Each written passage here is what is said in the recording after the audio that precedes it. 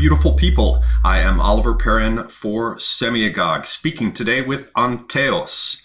We will be continuing our discussion of secret services and secret societies, attempting as best we can, like Theseus in a labyrinth, to trace this slender thread that will guide us through a labyrinth, crossing extensive periods of history and entailing looking into all sorts of groups and organizations and states and rulers and bankers and artists and spies.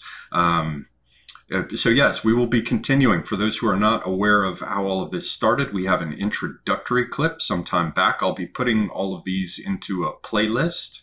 The discussion we will be having today will center, I believe, upon the Medicis and some of the people associated with them, doubtless some of the goings on in northern Italy among the bankers, in Florence in particular.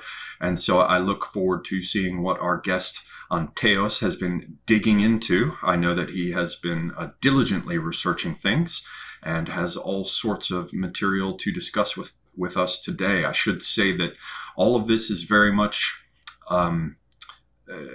an introductory exploration. We make no claims as to the final veracity of any of these conclusions. Much of it will be speculative, but we decided that it would be better to try to tackle the whole animal, the entire beast, to try to gain some view of what has happened relative to secret societies and secret services and things like Rosicrucians and Masons and others. We thought it would be better to attempt a whole picture, no matter how difficult that might be, rather than focus on the very specific smaller areas with the concomitant certainty that we could be more precise and check and recheck all of our conclusions. So your mileage may vary. Please think of this as an introduction, and you are invited to go off and do your own subsequent research. We look forward to hearing what people might have to say in the comments about the various subjects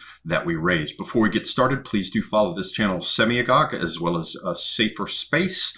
You can do that on BitChute. You can do it on YouTube. There's also Minds. There's Gab. There is Twitter and this new app, Parler, Parlay, whatever the hell it's called. You can follow me there. And for those who wish to support the channel, there is both GoFundMe and Subscribestar. To those who do support the channel, all of the credit and none of the blame. Now, Mr. Antaios, I'm going to leave it to you to get started. As I understand it, we're beginning with the Medici family and Florence. But before you jump right into it, perhaps you could very quickly introduce yourself and maybe tell people where they can connect with you. Sure. Yes, I'm Antaios. I'm a German historian. I recently left university because I just didn't like the way history is taught, and I didn't like the political correctness that stifles the discussion of different, or say, heterodox ideas. So that's how I ended up on YouTube.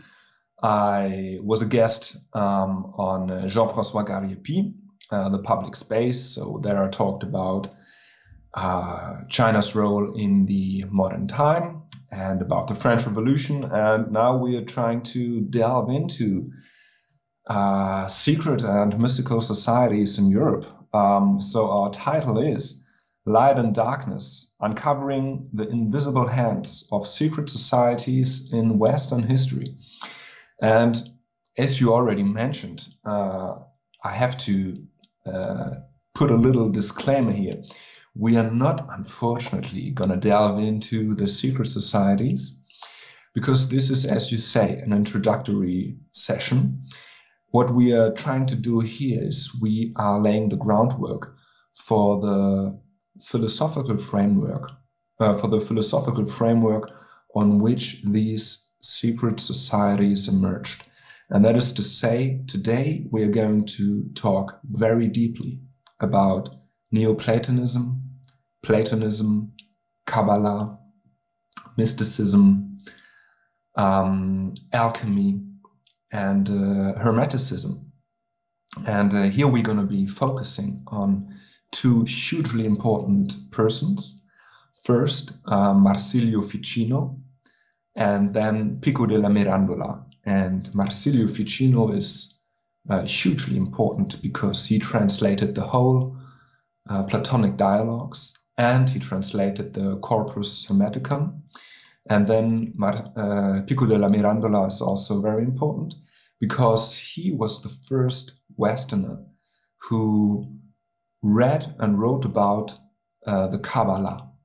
And he published his 900 Theses, which put him at odds with the Catholic Church and had him excommunicated.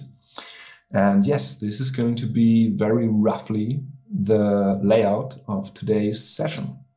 Well, there's only one thing I would add in there, and that is that hopefully towards the end of this thing, I will be able to introduce a few observations that will perhaps allow us to identify certain initial strands of the secret societies as well, as I have been doing a bit of research on my own. So it appears that you will be bringing together a fairly thorough introductory consideration of some of these players and their ideas, particularly Pico's Syncretism. For those who are interested in that, I recommend a book by Steve Farmer about Pico and Renaissance syncretism. But yes, at the end, hopefully, I can throw in a bit that will help us to lay down some of the first tracks, I think, that will carry this train of our considerations through other things like the Rosicrucians, the Masons, and various revolutions. But with that said, I would invite you to begin, sir.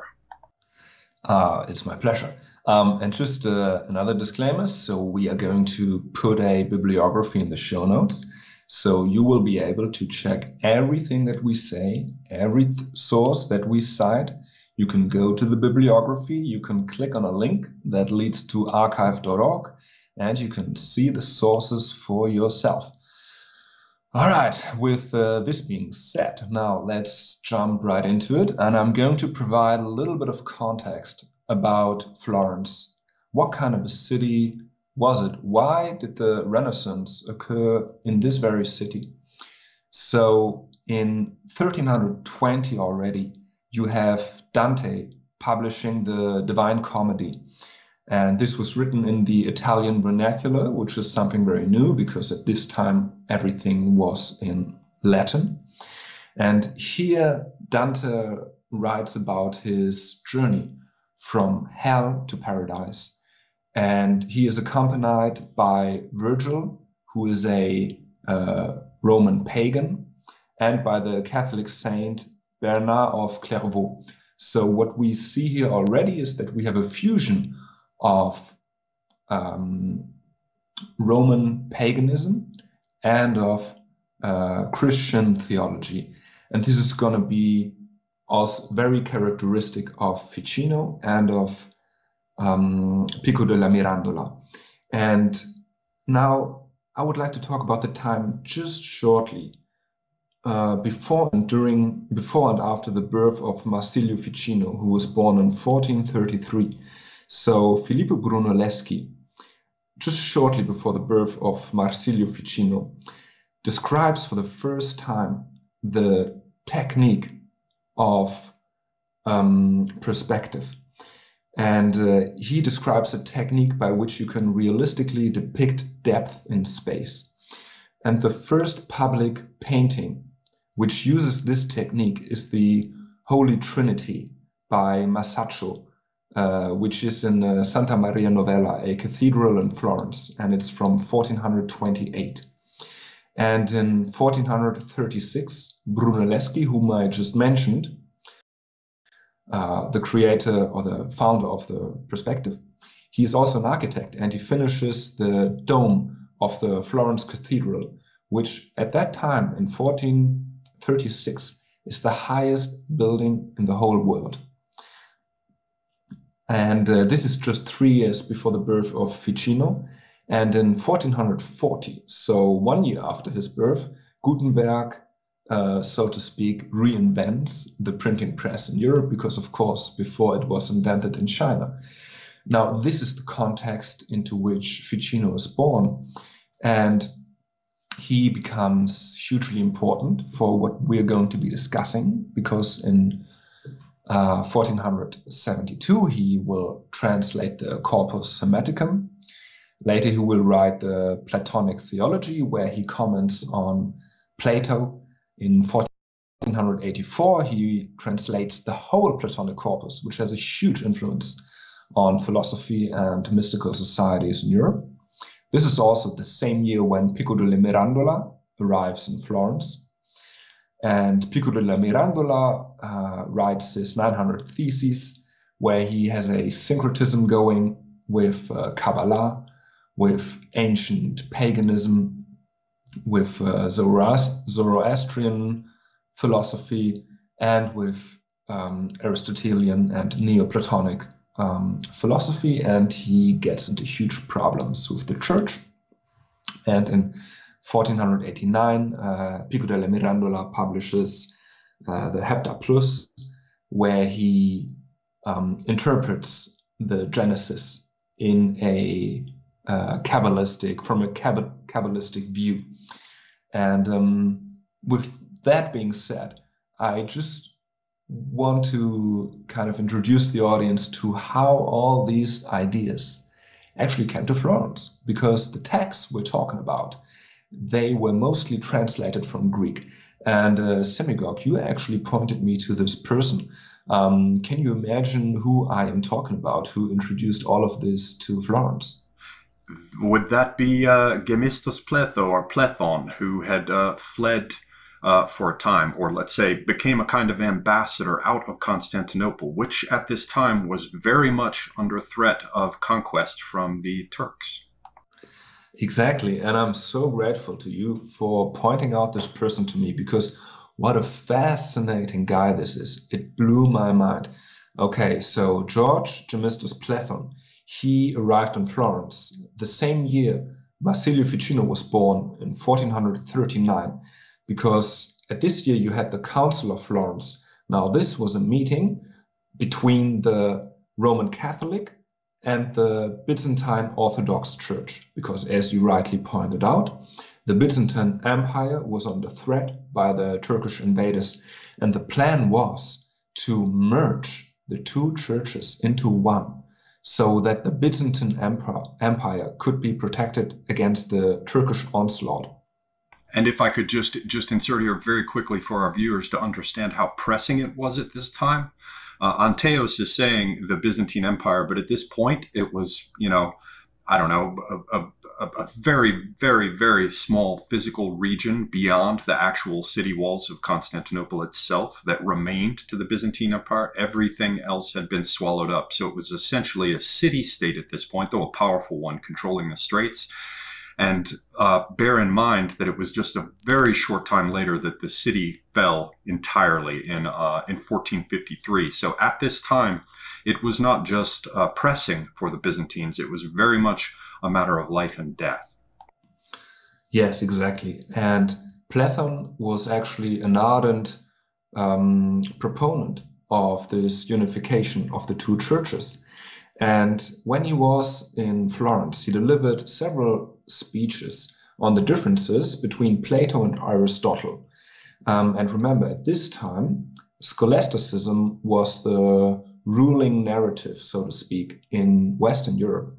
And scholasticism is based on the writings of Thomas Aquinas, who brought together Aristotle and Averroes, the Arab commentator, with Christian theology. So you have Aristotelian logic and you have the biblical revelation. And this is kind of the thing at the time which was taught at universities.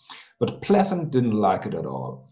He harshly criticized Aristotle, and he says that Plato is much more important and that Plato should be studied. And among the listeners of Plethon was actually Cosimo de' Medici. And he was hugely impressed by this Greek scholar. And it was at this time that Cosimo de' Medici formed the idea to found something like a Neoplatonic academy and to translate the original Greek manuscripts into Latin. Now, let me add just very quickly that just for our viewers, since it can cause confusion for them, there are two Cosmos, and this is the elder. Exactly. Plethon produced an autograph of his lectures, the differences between Aristotle and Plato. And this manuscript was kept by one of his pupils, Bessarion, who was also at the Council of Florence. And Bessarion, at the same time, though he was an Orthodox monk, he was made a cardinal, a Catholic cardinal by the Pope. So just in 1441, Bessarion settles in Rome. He brings a huge library of Greek manuscripts, and he also is in possession of this autograph. And I'm just going to give some quotes from this autograph so that we know what Cosimo de' Medici might have heard from Plethon's mouth. And Plethon writes, "Our ancestors, both Hellenes and Romans, esteemed Plato much more highly than Aristotle. But most people today, especially in the West, who regard themselves more knowledgeable than their predecessors, admire Aristotle more than Plato. They have been convinced by the claims of the Arab Averroes that Aristotle alone has achieved a complete account of natural philosophy." And then he goes on and says that Aristotle was just plagiarizing philosophers before him, and mostly, of course, Plato, who was his teacher. And Aristotle had claimed that he was kind of the inventor of logic, and all the natural philosophy was just his own invention.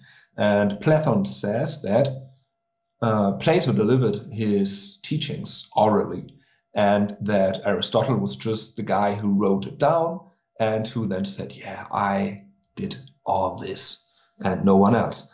And Plethon also criticizes Aristotle for saying that the universe had always existed, that it was not God who created the universe ex nihilo. And this is, however, as he says, what Plato argues, that God is the supreme sovereign, the creator of all things, and that the soul is immortal. So therefore, Plato is to be preferred from a Christian perspective. And this manuscript about the differences between Aristotle and Plato is circulated not only in Europe, but also in the Byzantine Empire. And an enemy, a competitor, so to speak, of Plethon gets his hands on this, Scholarius, who is also a hugely important Byzantine scholar, and he publishes a defense of Aristotle in 1443. And this Scholarius was the secretary to the Byzantine Empire during the Council of Florence. So he is also very influential, very high in the echelons of power. Could I just insert one quick thing for our viewers who might know this? You certainly do. But everyone has to bear in mind just how important Aristotle was to Christian thinking in the West at this time. He was absolutely unquestioned in his dominance because of the efforts of Thomas Aquinas that Antaios mentioned, and Thomas Aquinas' own teacher, Albertus Magnus. So you have to understand what Antaios is talking about against this background. Because of Aquinas' efforts, Aristotle was considered the standard, of course, in this version that was conflated with Christian teaching. But to come in and say all these things about the importance of Plato over Aristotle was a major new way of looking at things that doubtless caused a great deal of upheaval. And to bring this point home, whenever a scholastic scholar would write about Aristotle, he would just say the philosopher, and everybody knew who he was talking about. And he would say the commentator.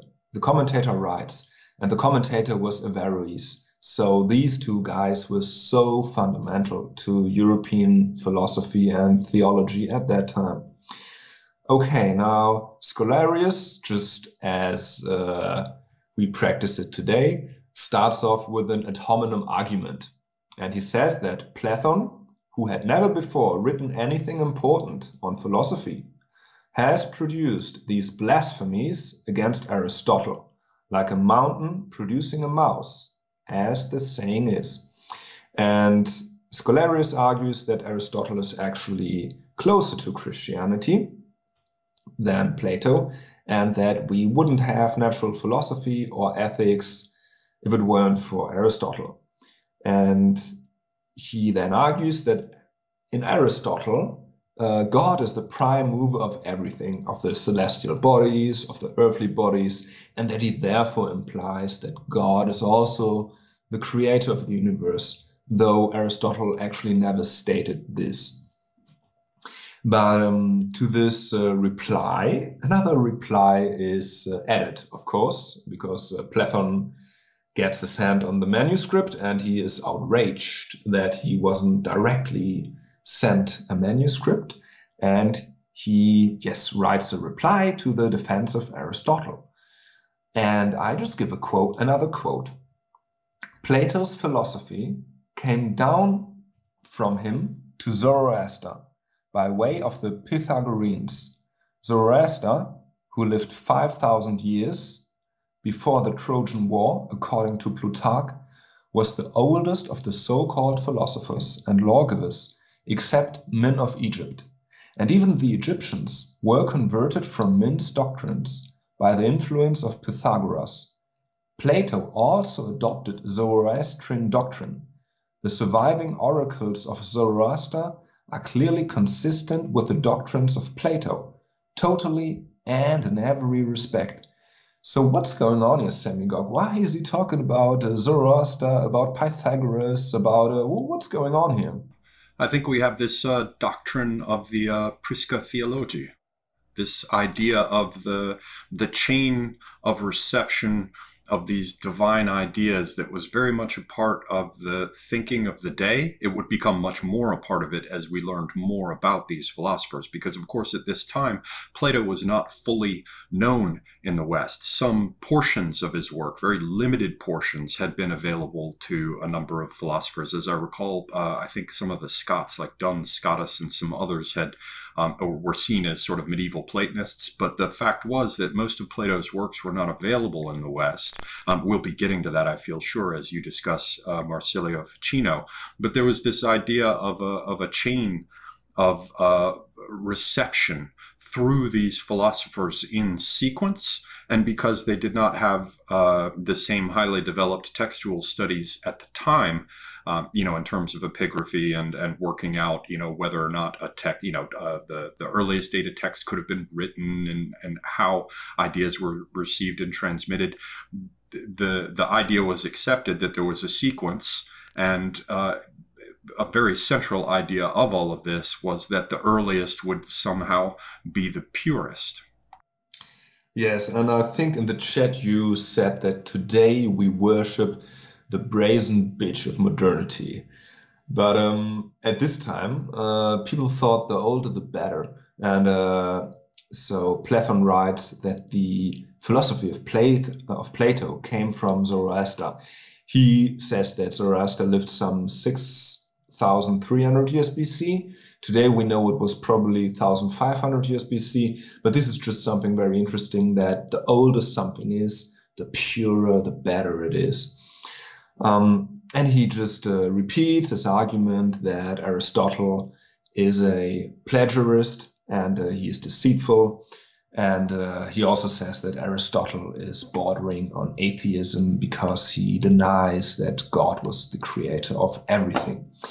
But actually, why all the hassle over Plato and Aristotle? I mean, okay, Aristotle was taught in Western universities, but I mean, it's in the end, it's just what kind of books you read and write.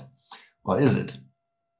Now we get to the really interesting thing, which totally shocked me, because this guy had a plan. This guy had a thorough plan why he wanted to push Plato. he had the idea that the Orthodox Church, the Catholic Church, and Islam should be destroyed and be replaced by a universal pagan religion. And he needed Plato to do this. Was this something you were aware of Plethon when you recommended him to me? Yes, that he had his own utopian vision of a new religion, and I was aware of it involving obviously some sort of healing of the rift between what I guess we can call the two great branches of Christianity. I'm not sure I was aware of the business with Islam, though. Okay, so he wrote a book of the laws. These are actually 3 books. They were later destroyed, but some fragments of them survive. And we also know all the chapters. And I'm just gonna give some of the chapters. So in book 2, chapter 3, proof that the gods exist. Chapter 7, on the number of the gods. Chapter 17, on the soul of the stars. Chapter 18, proof that demons exist. Chapter 19, proof that demons are not evil. Book 3, chapter 34, invocations to the gods. 35, hymns to the gods. 37, appropriate sacrifices to particular gods. Now, keep in mind that this guy was an Orthodox monk, and here he is talking about that the pagan gods exist, that you can pray to them, and that they can actually help you in your life. And I'm going to give a quote from book 1, chapter 5. So this is one of the chapters which has survived. Maybe 10% of the whole book has survived. The rest was totally destroyed. Okay. There are many gods of various degrees of divinity. Supreme among them is Zeus, who is ungenerated, everlasting, the father of himself, the father and preeminent creator of all things. He is the absolute good. Below him are the gods of the second and third orders. They are his instruments for administering the universe, especially human affairs. All are under the orders of Poseidon, the eldest and most powerful of the sons of Zeus. And now I'm going to give you an invocation that Plethon would perform every morning upon waking up. It's from book 3, chapter 34. O Zeus, king, being in thyself, good in thyself, thou great one, great in truth and exceeding great, thou who was not created from aught, nor is aught thy case, nor is aught, nor hath aught been in existence before thee, blah, blah, blah, and it goes on. So he would do several prayers like this, like 3 or 4 times a day. Okay, and in 1452, Plethon dies, and he never circulated, as far as we know, he never circulated this book. But then the book gets in the hands of the brother of the emperor, of the Byzantine emperor, and in 1453, Constantinople falls, and in the next year, Scholarius, his old opponent, who wrote a defense on Aristotle, is appointed as a patriarch. This is kind of the Orthodox Pope by the Turkish invaders. And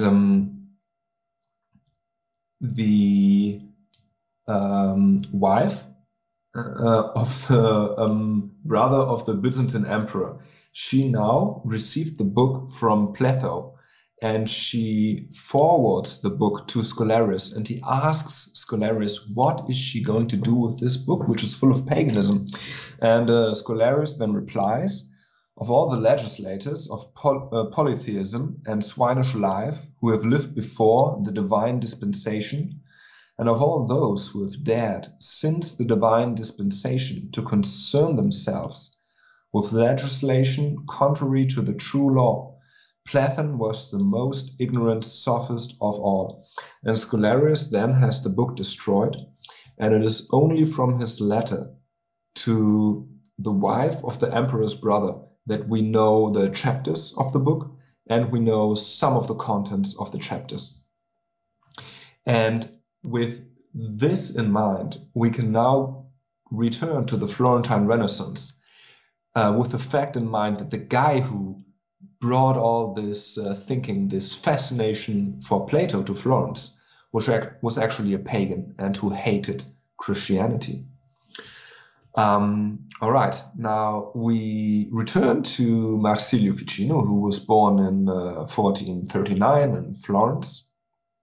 And he then studied at the University of Florence. He was educated in classical scholasticism, and he also learned Greek. And in 1459, Cosimo de' Medici recognizes his talent, and he procures him some Greek teachers, and he gives him Greek manuscripts to translate. And he also gives him a villa in Careggi. And this villa then becomes the informal meeting place for the Neoplatonic Academy in Florence. And I have seen that villa, by the way. I went up to take a look at it, and most of it is it's when I was there in the early 90s, it was set aside as some sort of official government building, but it was possible to wander in the gardens. Much of it had been changed over the years, but I suspect there was a little bit of statuary that was left from that period because there were a couple of strange statues, one of which involved what looked like a dwarf of some kind mounted on the back of an owl, if I remember correctly. There was strange statuary in the gardens which suggested some sort of, Neoplatonic symbolism. And the only other thing I wanted to add was that Ficino, as I recall, was a hunchback or handicapped in some fashion. So life was difficult for him in some respects. And in terms of his Greek, he was, at this time, there were very few people who could speak Greek and read and translate it in the West, very few. And Ficino was brilliant just in that respect alone, having produced Greek grammars and dictionaries. Yeah, and there were also other statues. I mean, did you go inside or did you just see the garden? I was only able to see the garden at the time. As I said, it was being used as offices. I was able to go sort of into the main entrance, but not like up staircases or anything. I took some photographs of the ceiling of a porch or terrace that I could only see from a distance. But yes, unfortunately, I wasn't able to go inside. That's too bad. If you would have been allowed to enter his villa, you would have seen astrological images of the gods because Ficino was a practicing astrologer. You would have seen a bust of Plato. And during when Ficino lived, he would always place a candle that would never go out in honor of Plato. And in 1464, he is done finishing the complete Platonic corpus. And this is also the same year that his patron, Cosimo de' Medici, dies, and he has to read the Platonic dialogues at his deathbed. And he also reads another peculiar text. Yes, a peculiar text that Cosimo wanted him to actually translate before Plato, because of this doctrine that we talked about, the Prisca theology, the idea that earlier was better. There was a certain group of texts that I'm sure you're about to tell us all about that was thought, wrongly, we now know, but at that time believed quite strongly to have preceded Plato. And so you have to imagine Cosimo de' Medici, this incredibly rich and powerful person in his day. We'll talk a bit more about that perhaps at the end.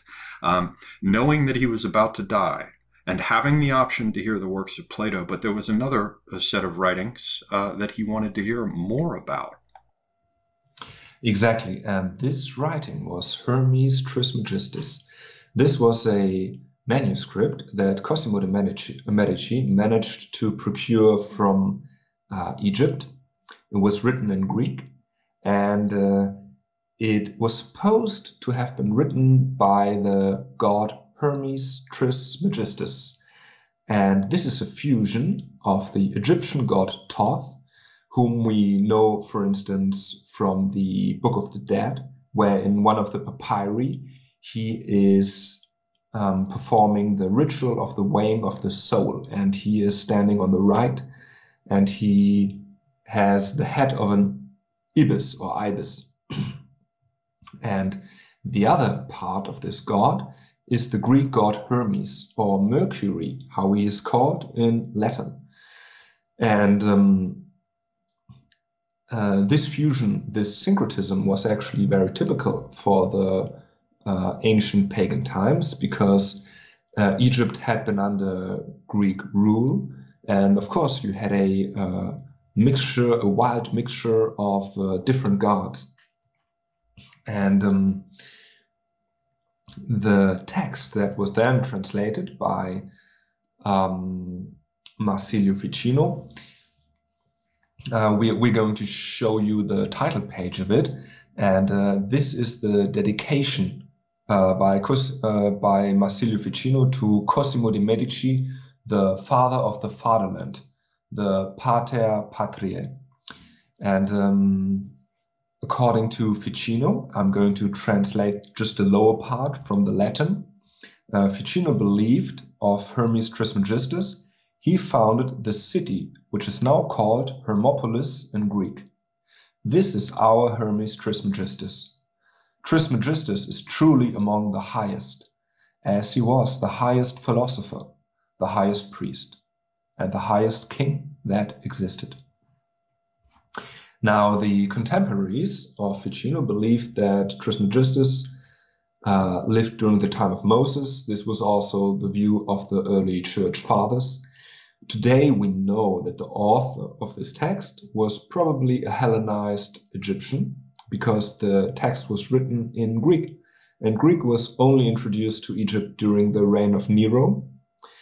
And also the text contains allusions to the Greek Bible and to Platonic philosophy. So we are quite sure that this text is from the 2nd century AD, but the author just styled himself as Hermes Trismegistus because, I mean, it sounds posh and it's old, and therefore it is good. Well, one thing I want to add in there is the business with Greek being introduced in the reign of Nero. Perhaps that is the case in terms of its widespread or official use.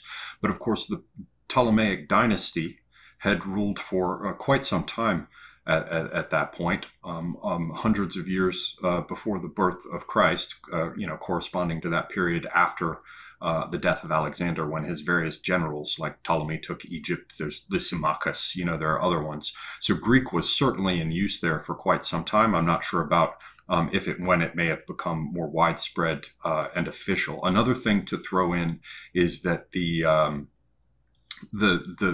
fact of the viewpoints or the viewpoint of the Hellenistic world, which Antaios just touched upon, that was all very much about syncretism at the time, because that was the point at which the Greeks were recording things about the various places in the world to which they'd been, and they would find out that there was a temple of the Magna Mater in Ephesus, and they would think of that as being a variation of Artemis, and so, or the idea is, that some other country's primary god was simply a face of Zeus. There was very much an attitude at the time that saw all these things as being related. And so the syncretism that we see underpinning the thinking of a person like Gemistos Plethon, or later like Marsilio Ficino or Pico De La Mirandola, we see that much of that probably came out of the fact that they had mistaken this later text for being an earlier one. And so the view of the world that was common during this Hellenistic period was seen by them as being the earliest one that people had. And so it got carried forward and tended to reinforce the syncretism that I think we're going to see as a theme going forward from this episode all the way up through the other ones that we consider. Another last thing to throw in is that the type of the lens or the filter, the way of seeing Plato that these people had was very much Neoplatonic, rather than, for example, the earlier Middle Platonic or the earliest days of Plato, because they were looking at texts that came from the period when Neoplatonism was most popular and had spread almost everywhere. And because they were using those texts, because they thought they were earlier, in order to understand Plato's work, we have to be aware that the view of Plato that was taken at this time, because of these confusions that we've mentioned, was very much a Neoplatonic view, despite the fact, for example, that you could make the argument that Plato's original views weren't quite as Neoplatonic as the Neoplatonists would hold. Yes, that's totally correct that we have a lot of syncretism going on here. There's Christianity, there's Neoplatonism, there's Pythagoreanism, and therefore it is, of course, a tricky business, because, Ficino translates this text and he publishes it. Therefore, he has to be careful not to offend the church. And the title Ficino gave to his translation is Pimander de potestate et sapientia Dei. Pimander on the power and knowledge of God. Now, this sounds quite Christian, doesn't it? And it is actually the first book of 15 books. And in this first book, there's a dialogue between Hermes Trismegistus and the divine mind, which is called nous in Greek. This divine mind is called Pimander, poimanderes. It has very striking similarities to the Holy Spirit. Because in this whole text, you always have the notion that there is a God Father, that there is a divine mind, and that there is a Son of God. Because this book was probably written in Alexandria, and at that time you had Christian schools teaching in Alexandria. You had Neoplatonic schools, Pythagorean schools, all this syncretism going on. Okay, so in this first book, Hermes talks about meeting the divine mind after a long meditation, where his senses and desires calm down. So here we have an allusion to mysticism, that you can, through meditation, get into a state where you meet the divine. And this we will see repeating all over again in all the texts we're going to discuss. And now the dialogue. Hermes, thou then, who art thou?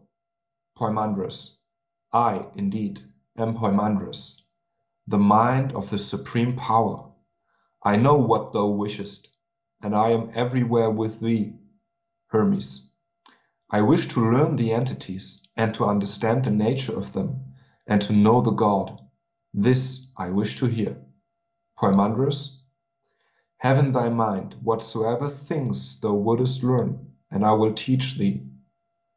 And then Poimandres tells him about the divine entities, about the divine laws, and he thereby converts Hermes Trismegistus, and Hermes becomes a prophet and preaches the word of God to gain immortality of the soul and not to sin and to accept God. And yes, with this being said, this sounds quite Christian, so this is not a problem. And I think also the explanation why Ficino chose this title for his translation. But now we're going to get to the parts where it's really tricky, on Christianity. So in book 3, Hermes Trismegistus talks about the creation of the universe, the cosmogony. And he says that there was darkness and chaos, and from this divine light emerged and created all the elements and all the gods. And those gods had seminal powers, and they created animals, plants, and matter. And the 7 planets were created, and each of this planet is inhabited by a divine soul, which has an impact on human life. And this is, of course, all the astrologers, everybody interested in astrology will say, oh, this is interesting. And this is going to cause huge problems later with the Catholic Church. Yes, and it also has certain elements that are related to Gnosticism that we would have seen from around that period. When you're talking about 2nd century AD-ish, that was also a movement widespread in places like Alexandria, parts of Egypt, and the rest. So yes, these elements sort of crept in through the back door. Yeah, and it's going to go so Gnosticism right now.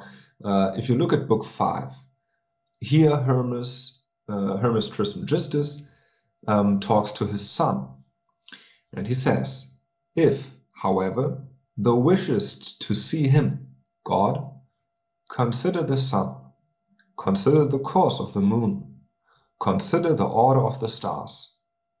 The sun is the greatest god of the gods in heaven, to whom all the heavenly gods yield, as if to a king and dynasty.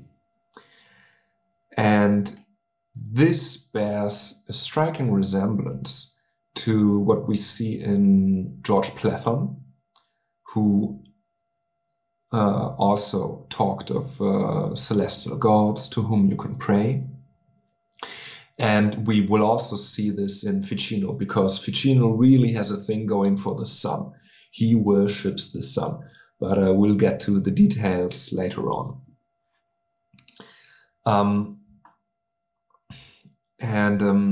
Then I will just give 2 other quotes from Book 4 and Book 10, because they are really striking. Book 4, the Monas. This is, again, Hermes Trismegistus talking to his son. And he talks about how to get into contact with the divine mind by meditating and honoring God. And the Monas it means unit, oneness. It is a Pythagorean concept where the beginning of everything contains every number, but is comprised of no number. So this is kind of a little bit complicated. I haven't wrapped my head around this too, but the idea is Pythagorean. And he says, thou seest, O child, how many bodies we must pass through, and how many choirs of demons, and continuity and courses of stars, that we may hasten to the one and only God. So he says how many bodies we must pass through. Here he is clearly talking about reincarnation. And this makes total sense, because the monas refers to Pythagoreanism, and the Pythagoreans believed in reincarnation. They believed in the passing of the souls. And you also have this in the dialogue Phaedo of Plato, where Socrates has a discussion with his disciples shortly before he drinks the poison. And there are also 2 Pythagoreans, Simmias and Cebes, where they talk about reincarnation, and where they say that recognizing the forms, the ideas, is nothing but recollection, because the soul has already experienced this in a former life. And just to drive the point home of reincarnation, because here we have it really clearly in Book 10, Hermes again talks to his son, and he says, of the souls then, many are the changes. Of these indeed into a happier, of those into the opposite. Some then indeed, being reptile, are changed into watery beings, but some of the watery into terrestrial, but those terrestrials into winged, those aerial into men, and those of humankind possess the beginning of immortality, changing into demons, whence thus they pass into the choir of the unerring gods. Boy, this is so pagan. And perhaps you're going to touch upon this, the interesting bits in Pico De La Mirandola's Oration on the Dignity of Man. Were you going to draw a parallel there, or should I mention it? I don't see how to draw a parallel here. Do you know that Mirandola incorporated ideas of reincarnation?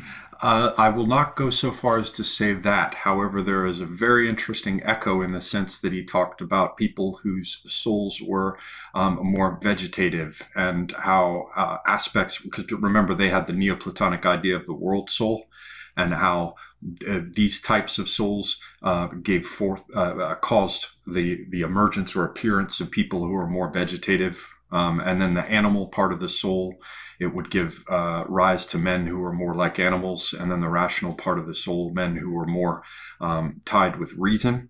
Now, of course, Pico De La Mirandola was not as careful, not nearly as careful as Ficino, who somehow managed to keep himself out of major trouble. Pico, of course, did not. I expect you'll get to that, so I don't want to go too much into it now. But I think it's at least possible that in Pico's oration on the dignity of man, when he's talking about the vegetative, animal, and rational parts of the soul, that there is an echo there of this idea of reincarnation. And perhaps for once in his rather short life, Pico at that point was managing to be discreet. This is something we are totally going to research. As of now, I haven't come across any sources, any texts that indicate that people after the Renaissance embrace the idea of reincarnation. I mean, today in the 20th century, with the arrival of Buddhism, we do have that. But before, I think this is really something that wasn't picked up. Maybe because it is such a strong neglection of the Christian teachings. I mean, if you have reincarnation, you necessarily cannot have the concept of hell and going to heaven. Or the judgment and the resurrection. But there are little odds and ends, like the idea of Elias or Elijah come again in the form of John the Baptist. Now, we certainly don't have time to go into all of this, and the Orthodox interpretation of such lines obviously refutes any idea of reincarnation, but the argument can be made that in the Abrahamic religions there are certain somewhat concealed threads that are suggestive of reincarnation. But yes, for the most part, that was not a thing that was embraced by the West at all until comparatively recently. Yes, and if there should be anybody in the audience more knowledgeable than us, which I do not doubt, I would like you to just write into the comment section if you know anything about a reincarnation in European thinking, Middle Ages, modernity. I would be so glad if you know something about this. Alrighty, now let's go to the next major translation. Ficino translates the whole Platonic dialogues in 1484. These are in modern English around 1,300 pages. This is huge. And I'm going to talk briefly about 3 dialogues. And from there, we can see how these dialogues have influenced European thinking and European mystical and secret societies.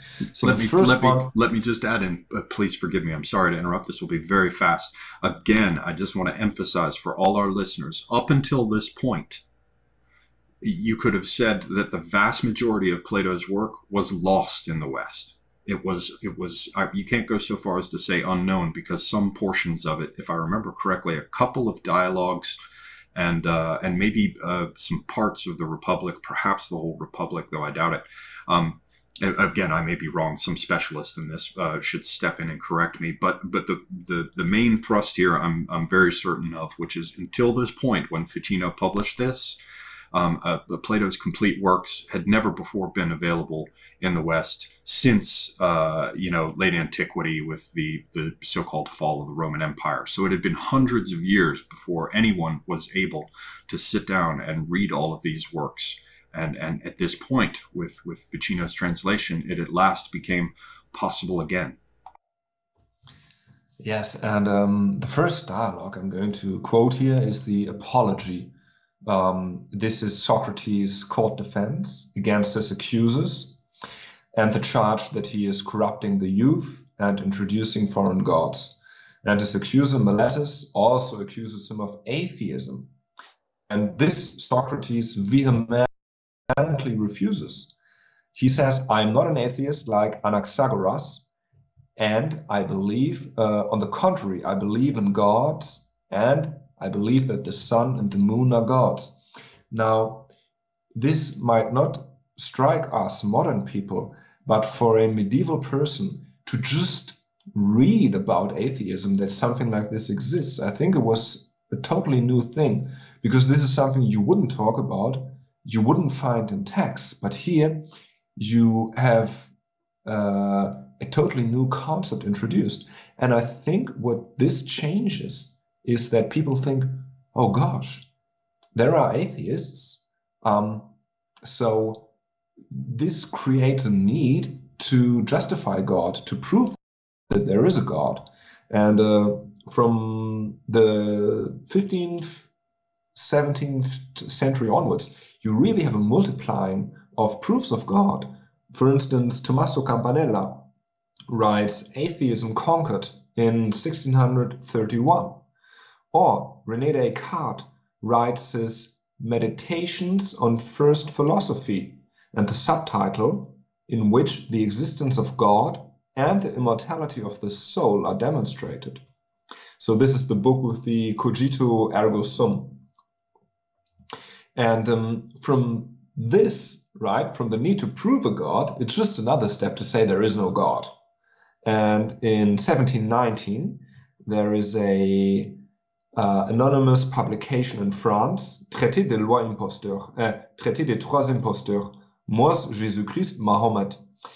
So Treaty of Three Impostors, Moses, Jesus Christ, Mohammed, where the author says that these were all impostors and that God doesn't exist. And in 1782, you have the Marquis de Sade, who writes a dialogue between a priest and a dying man. And this dying man confesses he is an atheist, and he warns the priest of the mistakes of living a pious life. So this is, I would say, one of the effects the Platonic translations might have had. And another effect is the critical thinking. Critical thinking is stimulated. Because also in his defense speech, Socrates says that he will not stop practicing philosophy, that he derives greatest joy from going around Athens, followed by numerous young people. And what Socrates is doing, he asks people, okay, so you say you are virtuous, okay, you are saying you are living the good life. What is the good life then, and how do you live it? And he disproves them. He was probably a real pain in the ass to the rich and powerful, because he was actually going around and ridiculing everybody who took himself seriously.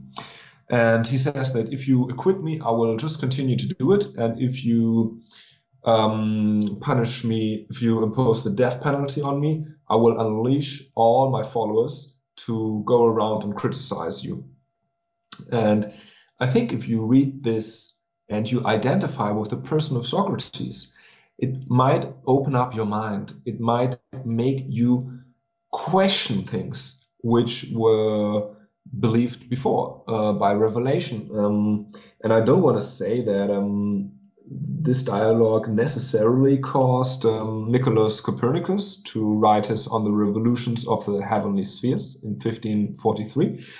But I think it could have it could have made it easier. It could have created an environment in which the shift from a geocentric worldview to a heliocentric worldview was possible. And then the next, are you still here? Are you still hearing me? Yes, very well. Oh, okay, great. And the next dialogue I'd like to talk about is Phaedo, or the immortality of the soul. I'm sure you heard of this one before, Semiogogue, right? Oh, yes. Yes, indeed. Yes, so this is the dialogue that Socrates had with his followers shortly before he drank the poison. And there are two Pythagoreans present, Simmias and Cebes. We already mentioned this dialogue. And Socrates says that he is not worried of dying, because death is merely the separation of body from the immortal soul. And I give a quote from Socrates. It is likely that those who established the mystic rites for us were not inferior persons, but were speaking in riddles long ago, when they said that whoever arrives in the underworld uninitiated and unsanctified will wallow in the mire, whereas he who arrives there purified and initiated will dwell with the gods. And then he goes on to say that he is confident that he will dwell with the gods because he has practiced philosophy in the right way. And what Plato is saying here is that Socrates was initiated into ancient mystic rites, and that practicing philosophy is the highest representation of practicing this mysticism. And this is, of course, if you read this is, of course, a Kickstarter. People want to find out what kind of mystic rites are these? How can I learn about this? And I think this is really a Kickstarter later for all the secret and mystic societies we're going to encounter. And then Socrates talks to Cebes, the Pythagorean.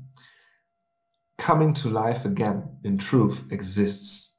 The living come from the dead, and the souls of the dead exist. And to this, Cebes answers by talking about the theory of forms and the theory of ideas, that every person is able to recognize the forms because he has experienced them in earlier lives. And what we see here is that Plato, Socrates, and the Pythagoreans were all convinced of reincarnation.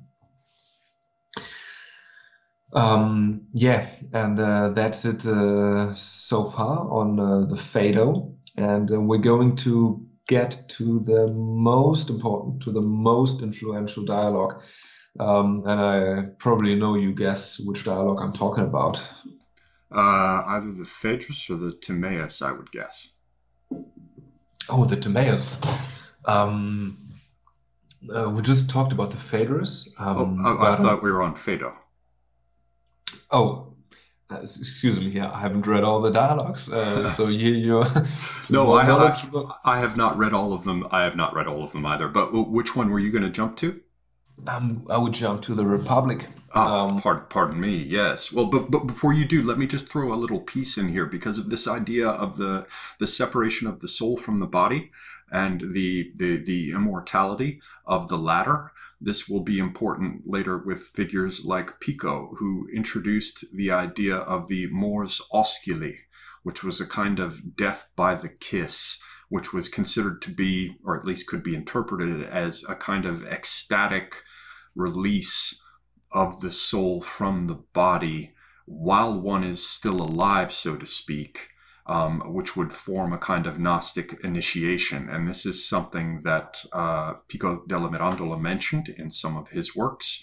And it was also picked up later by someone we won't be considering in this discussion much, but will come up later, I feel sure, Giordano Bruno.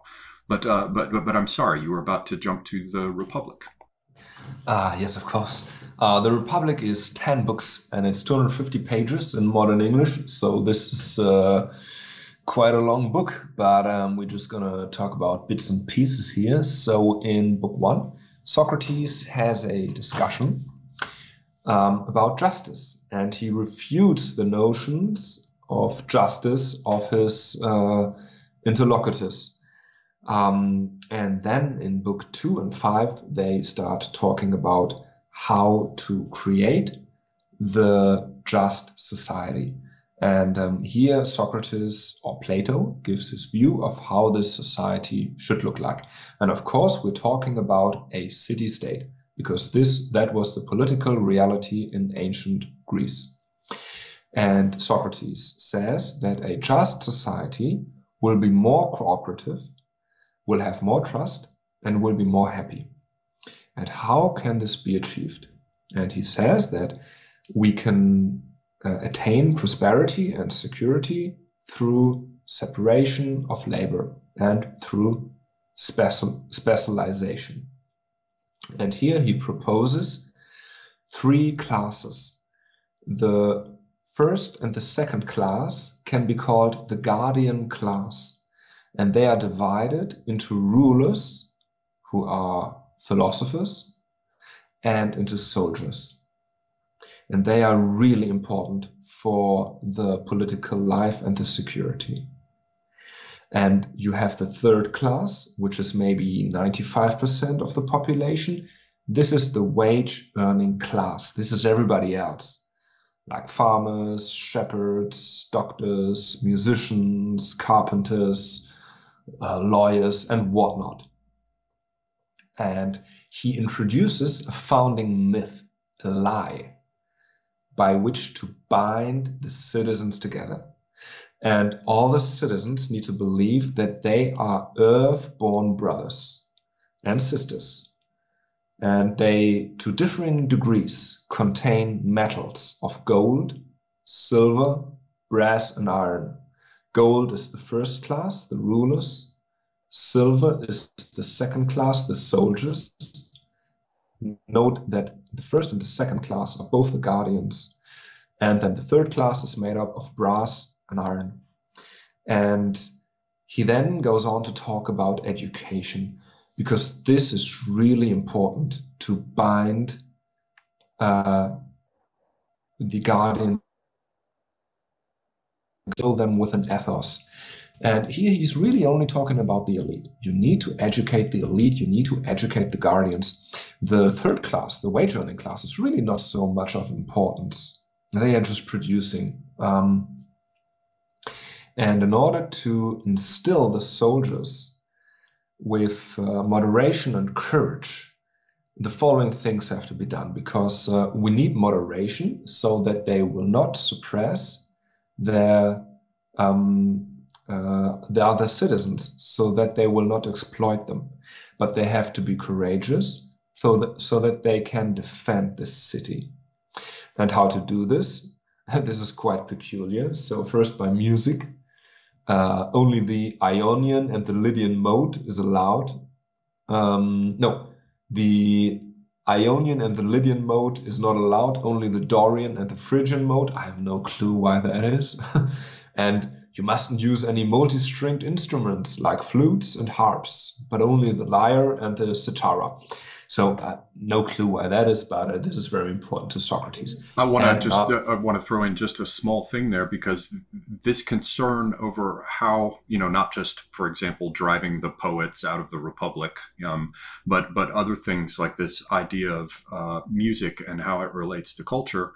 This was a continuing theme for quite some time when Bach was trying to introduce his tempered tuning systems. At first, there was considerable pushback from the church, who thought that the introduction of such innovations would have a direct effect on culture and society. So this idea of controlling what kind of music was permissible was an important theme in Western culture, at least, more recently from this time that you're talking about the works of Plato appearing again. And this is something to consider as we look at this thread winding across time in subsequent episodes, when we think about things like certain types of music being encouraged and other types of music being discouraged, not only in the period where Bach is confronting pushback from the church, but, for example, today, where a kind of universal music of rap, for example, could have huge amounts of money poured into it. The idea that those who encourage certain kinds of music and discourage other kinds of music, the idea that they wouldn't know that this could be arguably related to changes in culture is rather ridiculous once we see this long tradition of thinking this very thing. So when we imagine those who make decisions about what to fund and what not to fund, we have to remember that there's a long tradition where they explicitly discuss the way in which these decisions about things like music and art would shape a society. Semiogogue, are you implying that rap music has an influence on the consummation of drugs, on crime, and on birth out of wedlock? This is totally ridiculous. Absolutely insane. I know that I have no justification for imagining such a thing, and I hope that you will overlook what I've just mentioned and continue. All right. Now, the next thing, poetry. Socrates was not a friend of free speech. So what he proposes is that we need to make the guardians moderate, and therefore we need to censor all the poetry where the writers talk about the struggles among the gods, because Hesiod in the Theogony writes that Zeus castrated his father Cronos, and that he frequently rapes other women. So this has to be censored. And also, if you read the Odyssey by Homer, you will hear him talk about souls as flitting shadows. And then you have this wonderful metaphor of bats in an awful cave. And what is the effect if young children read this, or if they hear this? They will be afraid of the afterlife. And Socrates says, no, we must eliminate this, and we must only say that only good comes from the gods, and if you are a good fighter, if you fight for your fatherland and die, you will be rewarded in the afterlife. So this is how they will mold this guardian elite. And then they also have to do gymnastics. They have to train their bodies because they're going to be soldiers, of course. And the notion that you can form a society through education, I think at this time, and through the state, remember, I think at this time it is quite new, because at this time education was really in the domain of the private, of the family. But this idea is being taken up big time during the French Revolution, where the Jacobins, the radical leftists, they call for free general education because they want to inculcate democratic ideals into the population. So-called democratic ideals. And don't forget that to a certain extent this entailed, and I know you recognize the business about so-called democratic, I'm just joking, but don't forget also that it was not just the family that was responsible for education, it was the church. And so to some extent we begin to see here these early ideas that one could move the domain of education more firmly into the private sphere. Of course, all through history, particularly if you were from an aristocratic family, you would have your own private education. It wouldn't only be through the church, but for the vast mass of people, the closest thing they got to an education, if they got any at all, would be through the offices of the church, except for a very, very small middle class and except for the aristocracy. So we see here in seed form, and I think this is what you're talking about, this idea that we could effectively shape our society by shaping the individuals in it in order to create the type of person that we thought would be most appropriate for the ideal society we envision. And there's just one little additional piece I want to add here, since we're talking about the Republic. The fundamental metaphor of the Republic is the idea that a society can be usefully compared to an individual person, and that the virtues within an individual person can be explored within the society as a whole. And so I just want to underline this because I think we're going to come back to it at the very end, that we have the idea of the individual person within the society and the society as a whole, and the resonance between, let us say, the individual virtues and the virtues of a society. And here we see in a certain political and social fashion a reflection of a very basic idea that we see in Neoplatonism in general, that we certainly see in the Asclepius, Hermes Trismegistus, in the Hermetic works. That's the word I'm looking for. And that is the idea of the microcosm and the macrocosm. So there are important elements that we're seeing come out here. We're seeing this idea of utopianism with people like Gemistos, Plethon. Certainly in Plato's work, The Republic itself, we're seeing this idea of atheism coming out of this idea that you very, very wisely pointed out, this idea of arguing for the existence of God. We're seeing this idea of the elevation of reason and its role in reflexive cultural critique. And we're seeing this idea of microcosm and macrocosm, the idea of, as I said in The Republic, that the virtues of an individual man are reflected in the wider society and vice versa. So these are things that we should bear in mind, because we're beginning to see some themes here in this early phase that I think we'll see reflected across the various periods of time subsequent to this that we will be considering. And I say that for our viewers. I know, Antaios, that you're quite consciously going into a number of these things. So I'm sorry, I just wanted to tap that. Please go on. All right.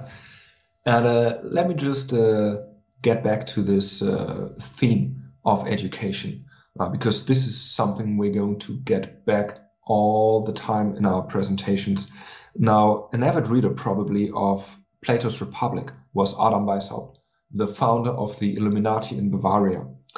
And it emerges from the secret documents of the Illuminati that they were conspiring to take over the University of Ingolstadt. They literally write that they kicked out, that they purged the university from the Jesuits, and that they were having all the chairs, and that they were giving scholarships to their young members. So they were really trying to attain political power long term through controlling the universities.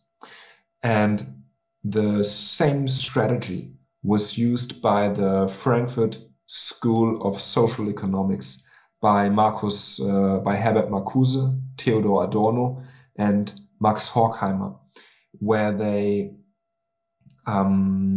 introduced courses where they preach that social differences are due to racism and to sexism, and that this is something which has to be fought. That and they also have the notion that they should use the underclasses, and that they can use the underprivileged of the third world, that they have the greatest potential to bring about a communist, a socialist revolution. And we see something similar going on at the moment. Just to wrap it up, the education theme, I would just like to point out that George Orwell very consciously refers to the Republic in his dystopia, 1984, where he has a ministry of truth that is constantly controlling the population through censoring and rewriting history.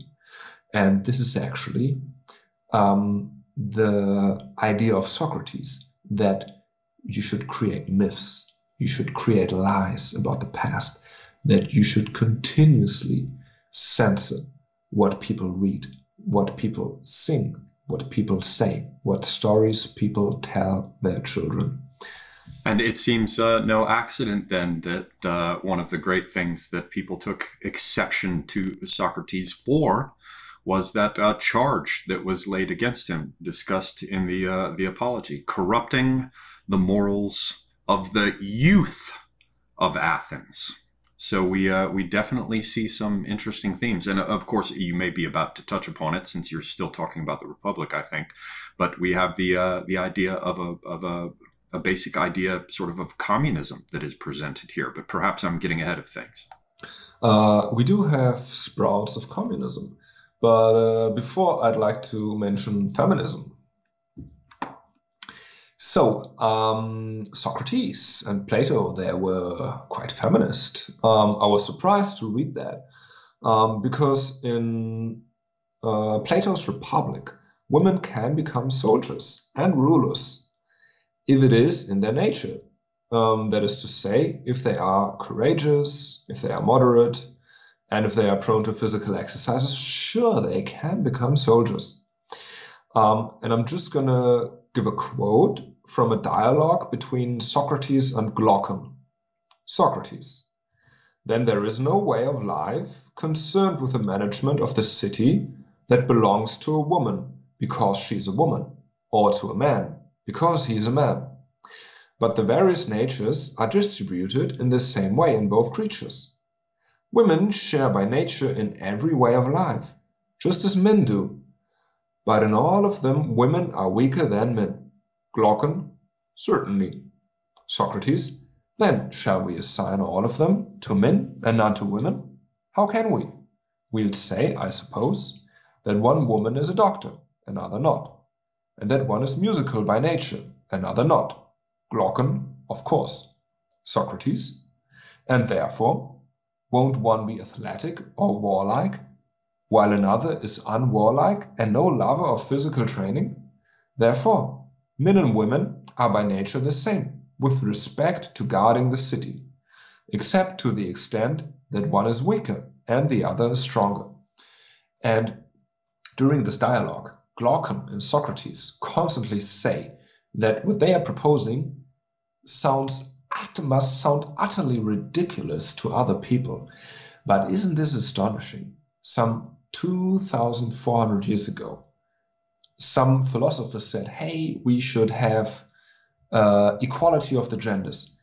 And today, just I think 100 years ago, we have attained this equality politically, economically, legally. It's unbelievable that this that this became true, that we live in this respect in the republic that Plato describes. And I think that we will probably, as we go through the course of all of this, discover many other things, much like this, that are shocking once we compare our current circumstances to some of those outlined here. It's gonna get shocking and more shocking. So now we're gonna talk about communism. Okay, so what is the view of Plato for economy and society? So, abolishment of all private property. But note, this is for the guardian class only, for the rulers and for the soldiers. The rest, the 95% of the society, the cobblers, the singers, the musicians, the doctors, the lawyers, they can keep their money. No problem, because they don't count. What counts, what is important, are the guardians. Now, they mustn't have private property. They are sustained by a tax paid by the wage-earning class. This is only a small tax. They are only to have the necessities for life. They are to live together in communal houses. They are going to eat together. So all the guardians, that they are going to be separate from the non-guardians, from the wage-earning classes. But the guardians have to live together, and they share their wives in common with a eugenic program where those who are the best, who are the strongest, who are most intelligent, they are encouraged to have sex more often with those women who are good looking, who are intelligent, who are the strongest. And in this society of guardians, nobody truly knows who is his father, who is his mother, who is his sister. And the children, once they are born, they are separated from the mother. So the mother is only to breastfeed the child for a very short amount of time. And apart from that, she's going to be separated from the child. And the child is going to be raised by the state, by state officials. And this idea for the society is very, very influential because we see Thomas Morris writes Utopia in 1516. Now, just shortly about Thomas Morris. He is a Catholic saint. He was beheaded because he refused an oath of abdicating Catholicism for Henry VIII. And his head was placed openly on London Bridge for 1 month. So this just as a context.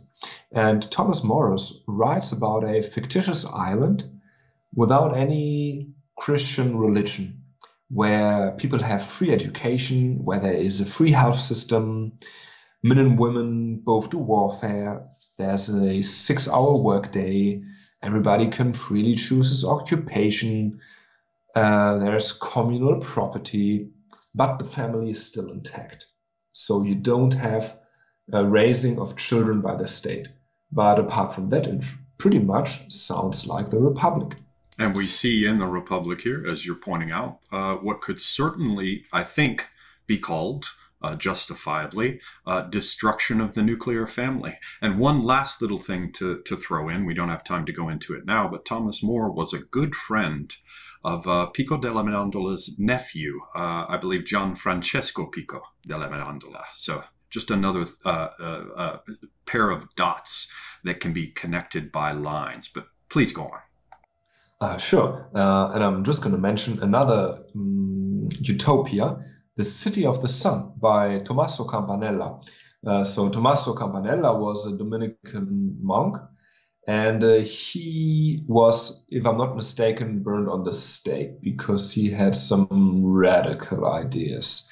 And here in The City of the Sun, Campanella promotes total communism with a planned economy, total destruction of the family, a papal universal monarchy, a eugenic program of wife sharing. Now, this is an interesting fantasy to have for a monk, isn't it? Yes, interesting indeed. There apparently all sorts of things happen in the Catholic context when you're a monk and not allowed to, how shall I say, have congress with women. Now, just for the record, for people who might not be familiar with Campanella, I should emphasize that Antaios is here jumping a little bit ahead in time to give another example of this sort of thing. Campanella lived in the second half of the 16th century and the first half, basically, of the 17th. But it's another example of how these same themes, we're going to be seeing them again and again going forward. And I mean, it's unbelievable. You have Plato writing about proto-communism 2,400 years ago, and then it happens, right? In 1917, you have the Russian Revolution, and then you have communism spreading over the world. And the only thing that hasn't come true in the Republic is, I would say, the philosopher king, who we are going to talk about now, and the destruction of the nuclear family. But we see that everything is done to destroy the nuclear family at the moment. So I wouldn't be surprised if maybe 200 years from now, Plato's utopia, in in quotation marks, in quotation marks, comes true. Yes, because everything else came true. Thus far, yes, or some, a variation of it, to use Mark Twain's term, rather than brought down to date. But just a very quick thing to throw in. I was not sure about it either, so I just checked while you were talking. It looks like Campanella was finally released from prison, though he was under threat of death, and died in a convent. Not a big thing, but I just wanted to get that in there. Oh, good for him. I'm glad. Okay, so I just mentioned the philosopher's king, because who is going to rule this city? According to Plato, this has to be a philosopher who knows the good and who has no intention to rule. And here he introduces in his book 7 the allegory of the cave. So here you have people who are born and who are chained into a cave. There's a fire behind them. In between the fire and them, people are walking up and down, and they see the shadows cast on the wall. And this is, in his metaphor, how we perceive reality through the senses. Our sense perception is just like these people in the cave. And if you take one of them, if you remove the chains, if you lead him up to the exit of the cave and he sees the light of the sun, then he is awakened. Then he is initiated into the true intellectual understanding when senses come to rest. So here we again have this mystical notion that you can be initiated, that through meditation, that your senses calm down, that you recognize the heavenly light of the sun, and that you finally recognize the forms, the truth. And I would add in there that this is as interpreted later by Neoplatonists, particularly within the Persian and Arab worlds, to the extent that that was tolerated there with certain figures. But basically with Neoplatonism, this allegory of the cave dovetails very neatly with certain doctrines and ideas that were widespread with many of these mystical and occult societies, which is that you have, how shall I say this? The easiest, quickest way to say it is to use the way I learned it from heterodox Shi'ism. But it is in the works of Henri Corbin. But you have the idea of a world of clay, which is physical things, which are the objects of the senses. And again, this isn't the same allegory as the cave, but the cave allegory was understood in the way that I'm going to talk about now among many Neoplatonists, and is a central notion in Hermetic doctrine. So I'm just going to throw it out here very quickly. You have the world of clay, which is the world of physical things that we can see with the senses. And then you have the idea of the world of light, which is the intellectual realm, the realm of these Platonic ideas, which is sort of like the person coming out of the cave into the light of the sun. Antaios talked earlier about how the sun was symbolic of these highest things for a philosopher like Plethon.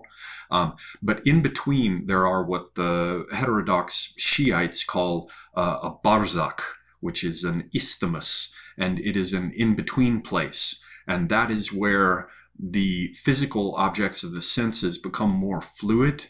They tend to transform and change one into another. So the objects of clay become more like the world of fire or light, that is the highest, the realm of ideals. Likewise, the realm of ideals, which are timeless and eternal by definition, being the fundamental forms. The word idea in Greek basically just means something like form. So just in the same way that the world of physical things is elevated, becoming more flexible and less distinct, likewise, this middle area between these worlds partakes of the higher also. And so it introduces this indeterminacy and flexibility, because insofar as anything is true in all times and places, it's harder to put it into any specific given form. This is probably a little too far afield to go, but it's important to understand this notion of worlds, which is common in Neoplatonism. And the way in which there's the world of the physical that you can see easily, and there's the world of these ideal things that is harder to conceive with the senses, but must be understood in some purely intellectual way, and then how there is an intermediate realm.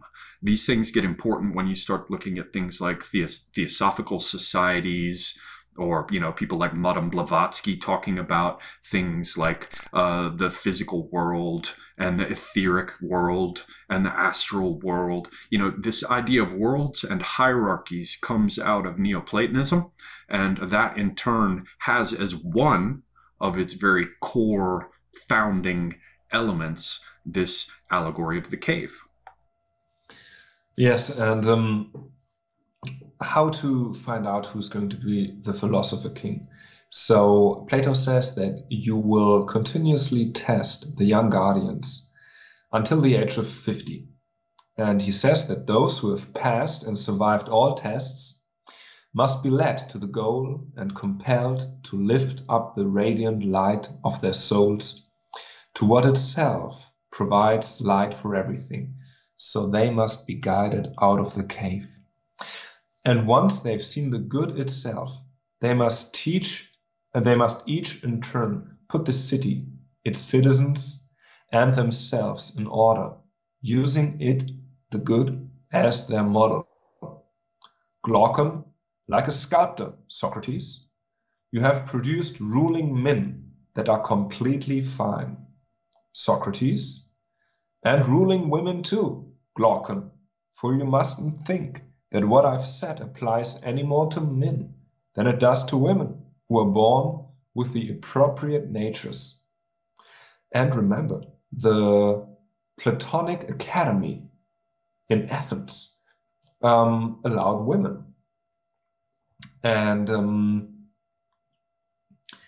I just found that very striking, that so early back in the days you had thinkers of feminism, and that actually Plato and Socrates were, as it seems, feminists. And I just, it never came to my mind that this could be the case before. And I think this will not be the last of these rather interesting little coincidences that we will trip over. Yes, and also when I read this part of the Republic of the Philosopher's King, I was very much reminded of Rousseau, who in his social contract of 1762 comes up with the notion of the general will. So the general will is always the best for society, and it can be recognized by enlightened individuals, by intellectuals. And this is a very strong concept during the French Revolution, which also justifies the terror, and which is pushed by Freemasons like Danton, Desmoulins, Le Marquis de Lafayette, and I talked about this in detail on the public space with Jean-François Garépi, but this is also something that we will cover more deeply when we get further down the line. So the relationship between Enlightenment thinkers, Freemasonry, and the French Revolution.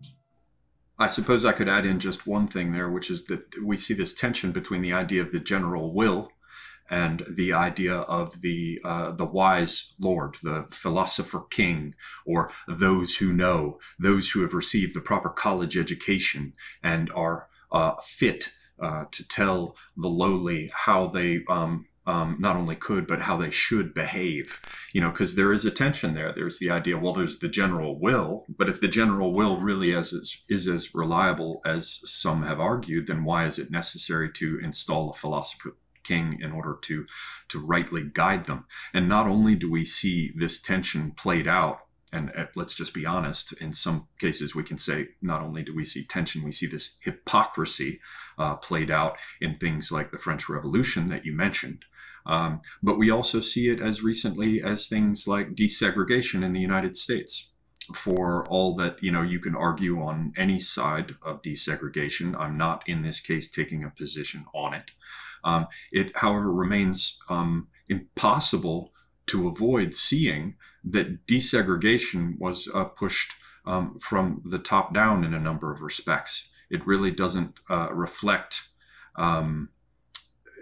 the decision of the people in many respects, certainly not under a federalized system. Now, I don't want to go too far into that, but the basic idea is that claims can be made about the common will and how it truly reflects what is best. And it has the lie given to it rather quickly when we see that they continue to assert that philosopher kings, those who know, those who are properly educated, should be put into place in order to socially engineer.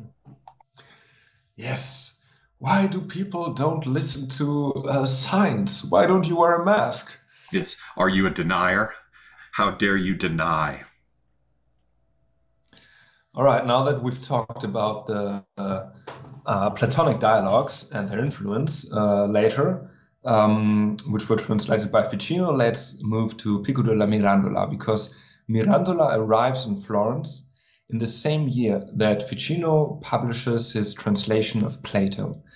And Mirandola joins the informal Platonic Academy under Ficino.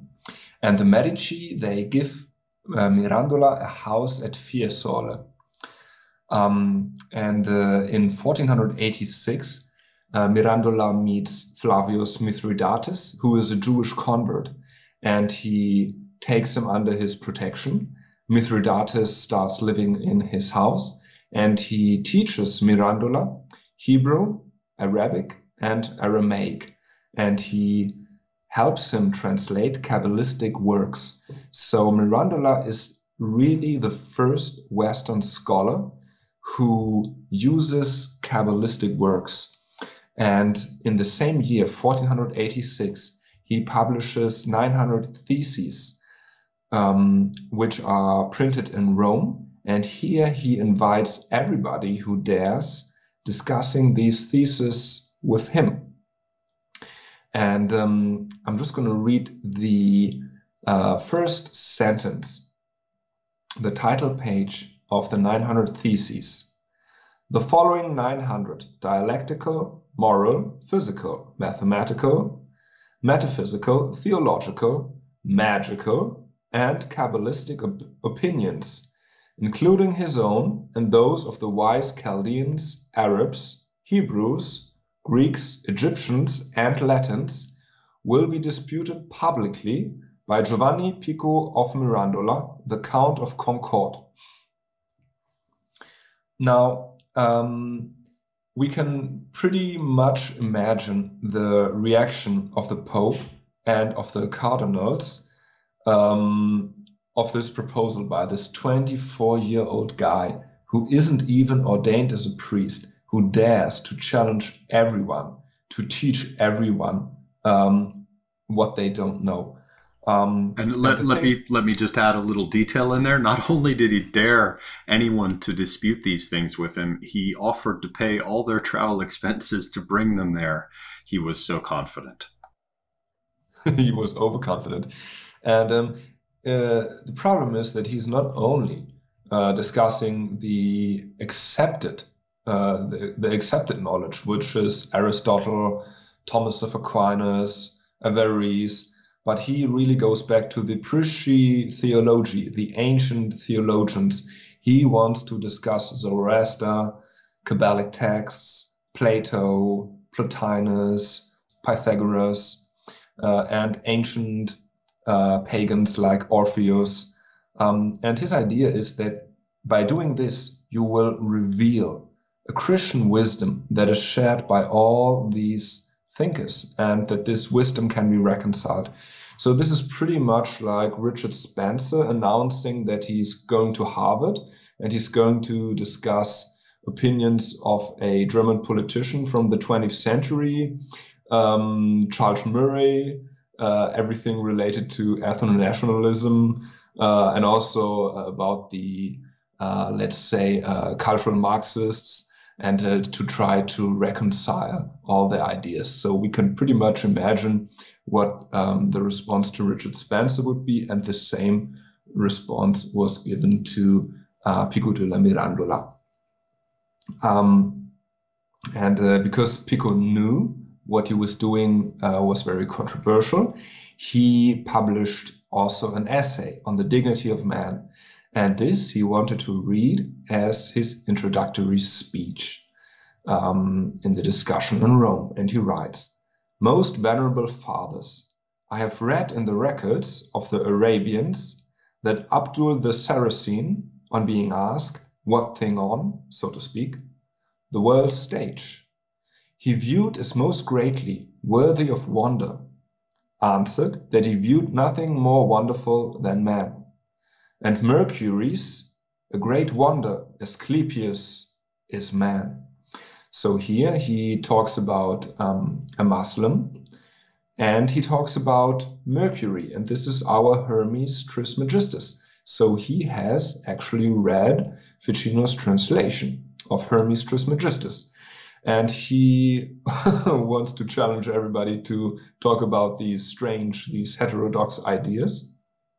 And just to underscore how many different elements were involved here in this syncretism, as you said, there's Hebrews and Saracens that he mentions. He mentions Hermeticists. He mentions Chaldeans, old Christian thinkers, Zoroastrians, and a whole wide variety of pagans. So it's really important to underline just what a broad synthesis he was here attempting. Yes, and Pope Innocent VIII, he creates a commission that looks into the thesis, because they are published in Rome and they have to deal with it. And this commission finds that 6 theses are heretic and 7 are questionable. And Pico is summoned to justify himself in front of the commission, and he defends himself. And that's where he really screwed up. If he had just been quiet at that point, but he boldly attempted to, they called it an apologia, but yeah, he got himself into real trouble at this point. Yeah, not only does he defend in front of the commission, he publishes an apology where he says, no, the commission is totally wrong. They've actually not really understood what I was saying. And what then happens is the whole book is outlawed. It is committed to the flames. Pico is excommunicated. He leaves Rome for France, and he is arrested in Lyon. And it is only through Lorenzo de' Medici that he is then freed and that he can return to Florence. And I would just like to give 3 of his theses, which were considered most controversial. So most of the theses, they have to do with the Eucharist and the performing of wonders by Christ, but they are not really so interesting, so important for what we are discussing. And one of the theses that was judged heretical is thesis 780. And he says, "There is no science that assures us more of the divinity of Christ than magic and Kabbalah." And in Pico's view, magic is divided into dark magic, magia tenebra in Latin, and white magic, magia naturalis, so natural magic. And to him, natural good magic is nothing but applied natural sciences. And the Kabbalah is concerned with celestial powers. And if you study Kabbalah, you therefore know what man can do, what magical powers man might have. And he argues that the powers of Christ, that the miracles that Christ performed are way above this. So therefore we can clearly see that Christ was divinely inspired, that he was the Son of God. But this does not convince the commission. And the next thesis that brought him into problems was thesis 568. "I state as a probability, and if the common way of speaking of theologians were not in opposition, I would assert firmly. Nevertheless, I assert that this saying is probable in itself. That just as no one holds an opinion that something is so precisely because he wills to hold that opinion, So no one believes that something is true precisely because he wills to believe that it is true. And what that means in a nutshell is that you are not to blindly trust the biblical revelation, but that everything is up for critical scrutiny. And this is, of course, a major attack on the Catholic Church, on the dogmas of the Catholic Church. And we can, I think, detect this Socratic criticism, this drive to criticize, to question everybody, and to not shy away from discussing controversial topics.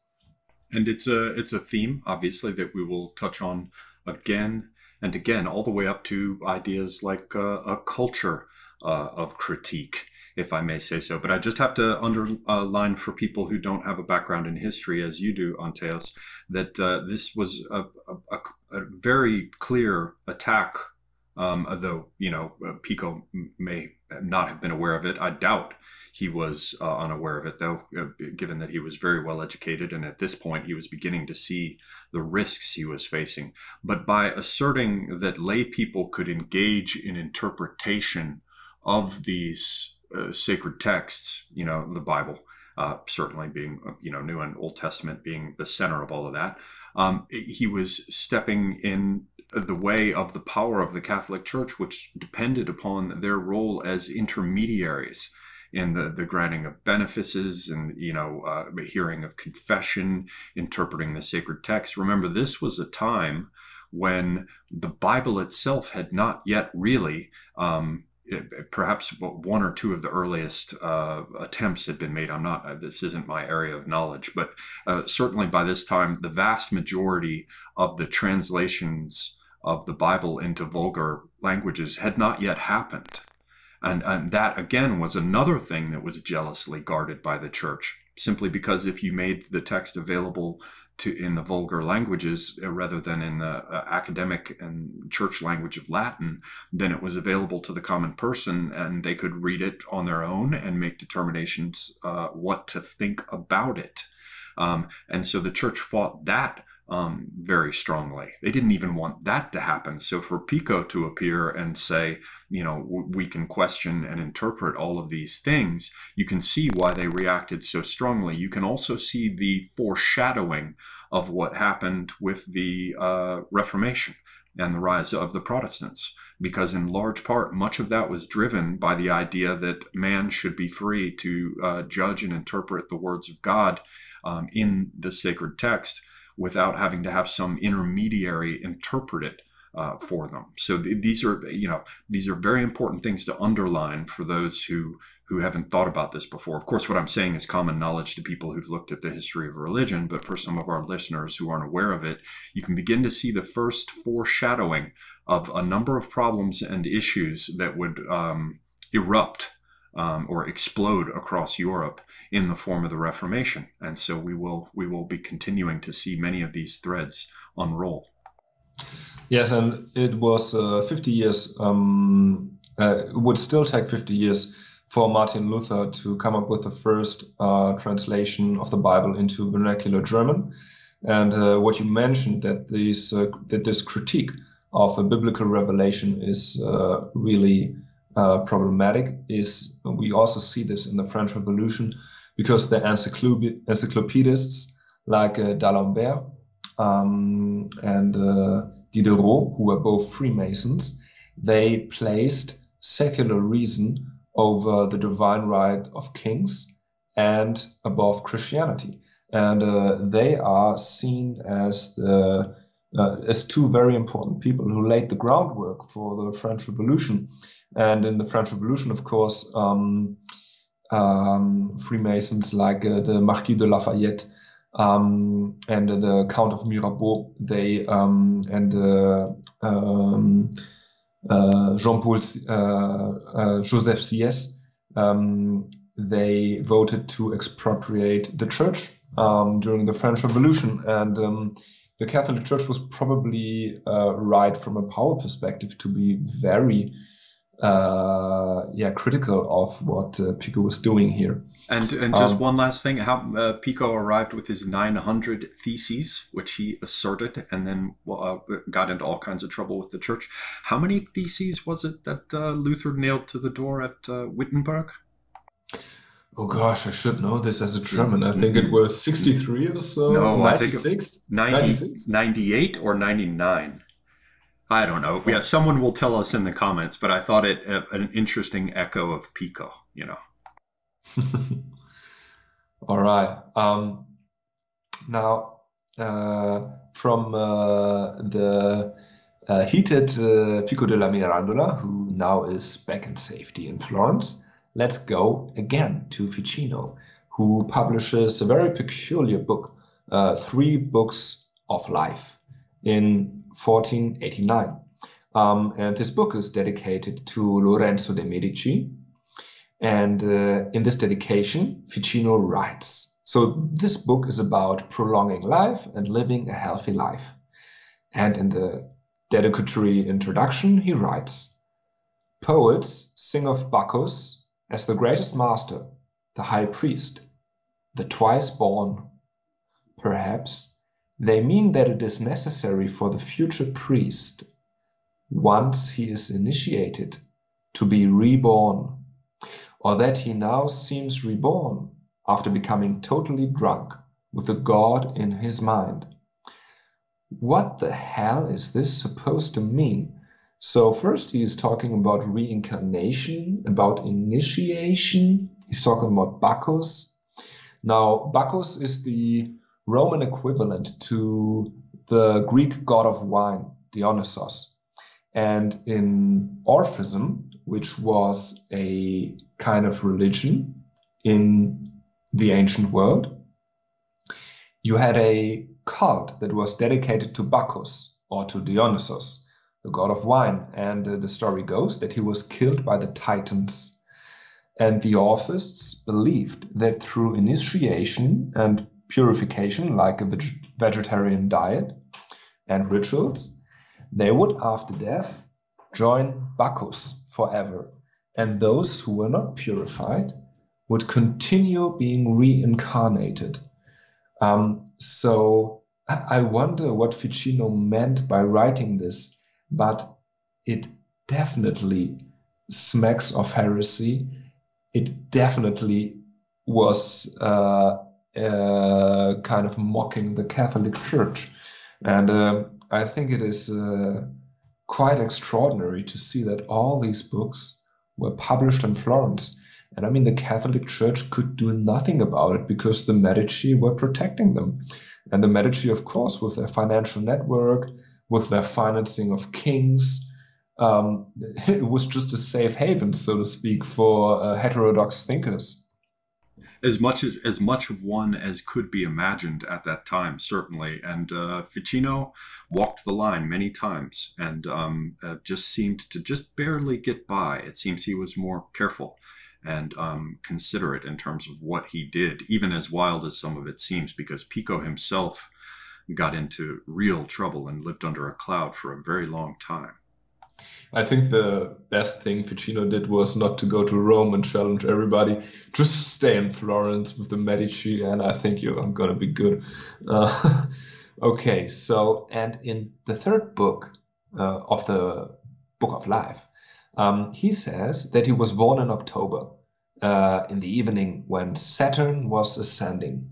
And that was a very bad sign because Saturn instills melancholy, depression, and a weak body in people. And therefore you need Jove and Venus as an antidote. But before all, you need the sun, which is the highest of all the gods. Now remember, we already heard that in Hermes Trismegistus, that the sun is the king of all the celestial gods. And Ficino then writes about the stars as living gods, which correspond to the elements in the world.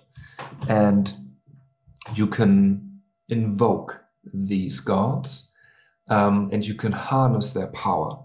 And here he says that Zoroaster called them, quote, divine lures, and the Christian martyr Synesius called them, quote, magical charms. And Ficino goes on, the sun, quote, corresponds to gold and the color of gold, incense, musk, amber, saffron, the hawk, the hen, and people who are gold-haired. And what Ficino would do every morning, he would put on a yellow robe, burn incense, and he would sing hymns to the sun while playing the lyre and contemplating astrological images of the sun. That was how he would fight his saturnical, his depressive tendency. If you read Plato, then you will remember from the allegory of the cave that by the light of the sun, you would recognize the good, you would recognize the divine. And in the Symposium, Plato writes that Socrates would always get up by sunrise and perform his prayers. And also the Pythagoreans had a thing going with sun worship. And I think that Ficino was inspired by these Platonic and Hermetic writings, and that he devised his own techniques of astrology. And he then gives an advice how one should conduct oneself. And I quote, "From what we have discussed in the previous pages, it is now sufficiently clear that we should begin our studies either immediately at sunrise or even an hour or two before sunrise.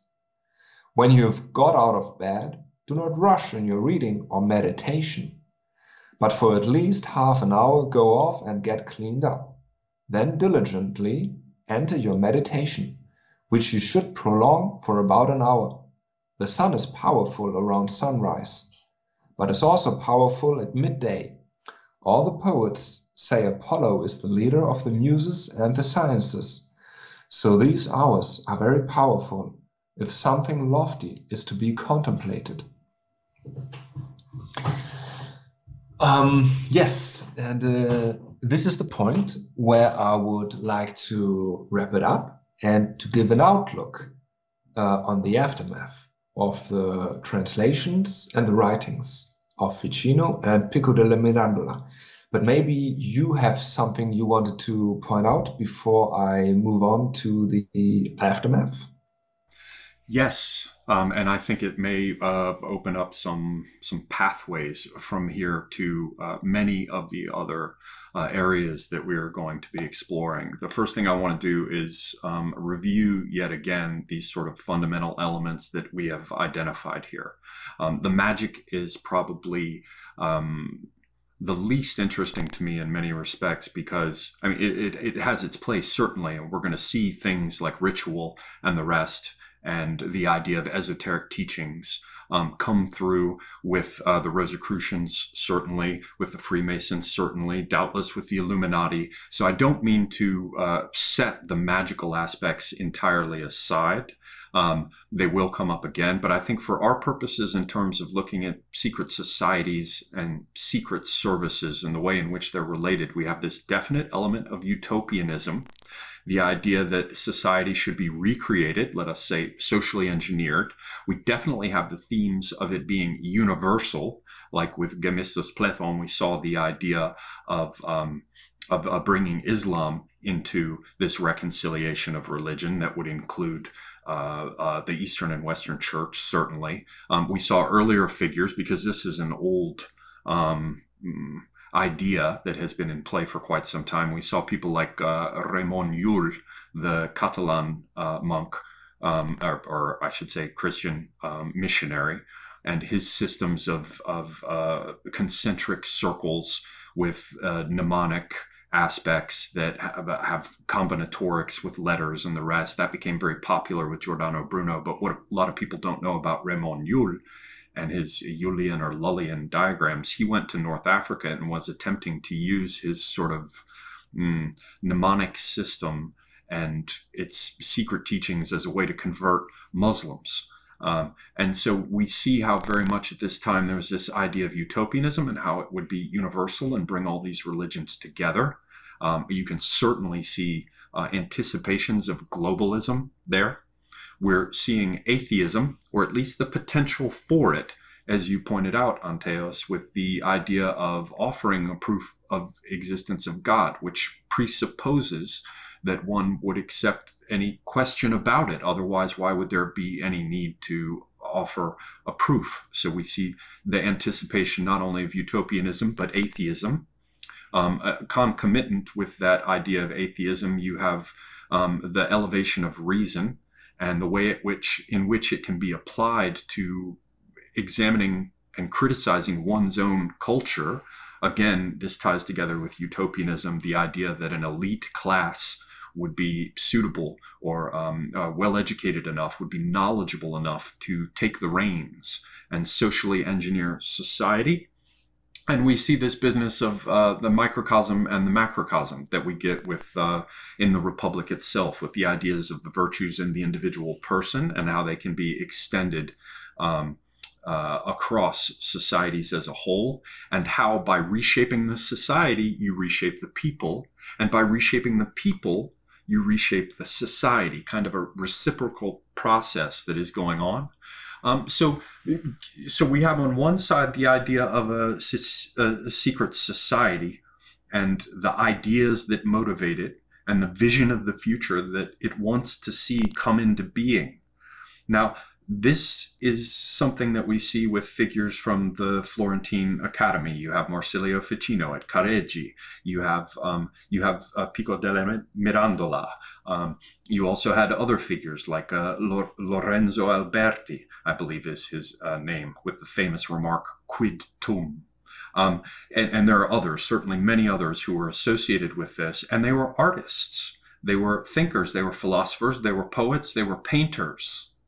Now, that's all one side. So let's just set it to that one side for a moment and think, what's on the other side? Who made this possible? Well, we have the figure of Cosimo the Elder, this banker. And here, I think, is where we have the beginning, the seed forms of our secret service after a fashion. The secret society aspect of what we've always been talking about is the idea of like Freemasons, or a place you go to learn a special lesson.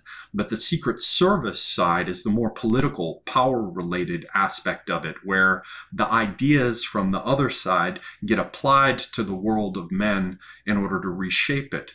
And I spent quite a bit of time on Antaios because, you know, we're looking at how these themes develop in parallel through history, and we see how the esoteric ideas are used to shape society. You know, so you have esoteric, if you will, postmodern continental philosophy ideas with people like the Frankfurt School, and how that in turn shapes education, and how that in turn recreates people, and then when the people are recreated, you've reshaped society. So when we were looking at the whole business of the Florentine Neoplatonists, it was very hard, you know, I can't look there and say, well, here's a Mithraic brotherhood, or here's this sodality, or here is where we can see the earliest Freemasons, or here we can see the first Rosicrucians. We cannot entirely. We can see these early figures who brought back this pagan learning, who translated the Corpus Hermeticum. We see the reintroduction of Plato into the West, but we don't quite see the secret society at first. We see the engine for the ideas, many of them heretical, many of them revolutionary, quite literally. But we don't see the secret society entirely. So I went back and I said, well, what do we see that will apply to all the social manipulation and utopian engineering in the future? And I think what we see is banks. Because There were, of course, banks once upon a time. The great negociatores of the Roman Empire, were buying and selling and investing and loaning vast sums of money. But with the fall of the Roman Empire and what we have come to call the Dark Ages, whether that's entirely true or not doesn't matter, we saw the disappearance of most of that kind of banking, that large-scale banking. And of course, the church was against usury. But with the 14th century in northern Italy, you began to see the rise of great banking houses. And the Medicis were not the first of these, but they were to become the most famous and sort of the archetype of the early North Italian bankers. And they ran into all kinds of problems with their growth. They lasted officially about 100 years. They ran into problems with branch offices that weren't all family members, so they had problems with centralized control. Probably the biggest problem that I've heard about that they had was lending money to princes who decided later to just say, fuck you, we're not going to pay you back. But for 100 years, you saw the rise of these banking houses. And in their ability to lend money, they wielded enormous power. But they didn't just have enormous power, they had enormous inside information.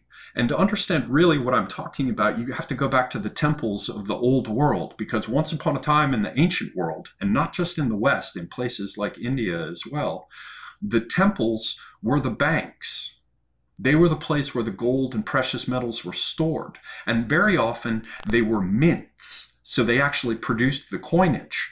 Now, if you weren't dealing with coinage, let's say we're talking about the Oracle of Delphi in ancient Greece. All the rulers and leaders went to the Oracle of Delphi and they asked questions of the oracle, which meant that all the priests of the Oracle of Delphi had all kinds of inside knowledge about what rulers were thinking of doing, whether or not they might be contemplating war, so they want to go and give a sacrifice and ask for some cryptic response from the Pythoness at Delphi regarding whether or not it was going to work out well for them. And at the same time, these temples were where all the wealth was kept. So your bronze tripods that were donated to Apollo would be kept at the Oracle of Delphi. They were banks, and they were part of an information gathering network. Likewise, when we come to the Medicis, we have banks where you have knowledge of who borrowed money. But it's also a source of information because in many cases you'd know what they were borrowing it for and when it would become due. What is that power? What is that information worth in terms of real power? If you know that even if the rulers don't tell you, if two competing states are asking for loans at the same time, it's likely they might go to war. And you're also going to know when they have to pay that loan back. Think about the power that just comes with the knowledge of insider trading. And remember, this is a time with no regulations. So these bankers were able to transfer money with banknotes so that you didn't have to go through the risk of carrying this money from country to country. And because it was banknotes, eventually, this money was actually higher in value than the coinage that was in circulation because it could be clipped or worn. So they have the ideal form of currency for transactions. They have the knowledge and information network. And they control the enormous wealth that could affect whether a kingdom rises or falls.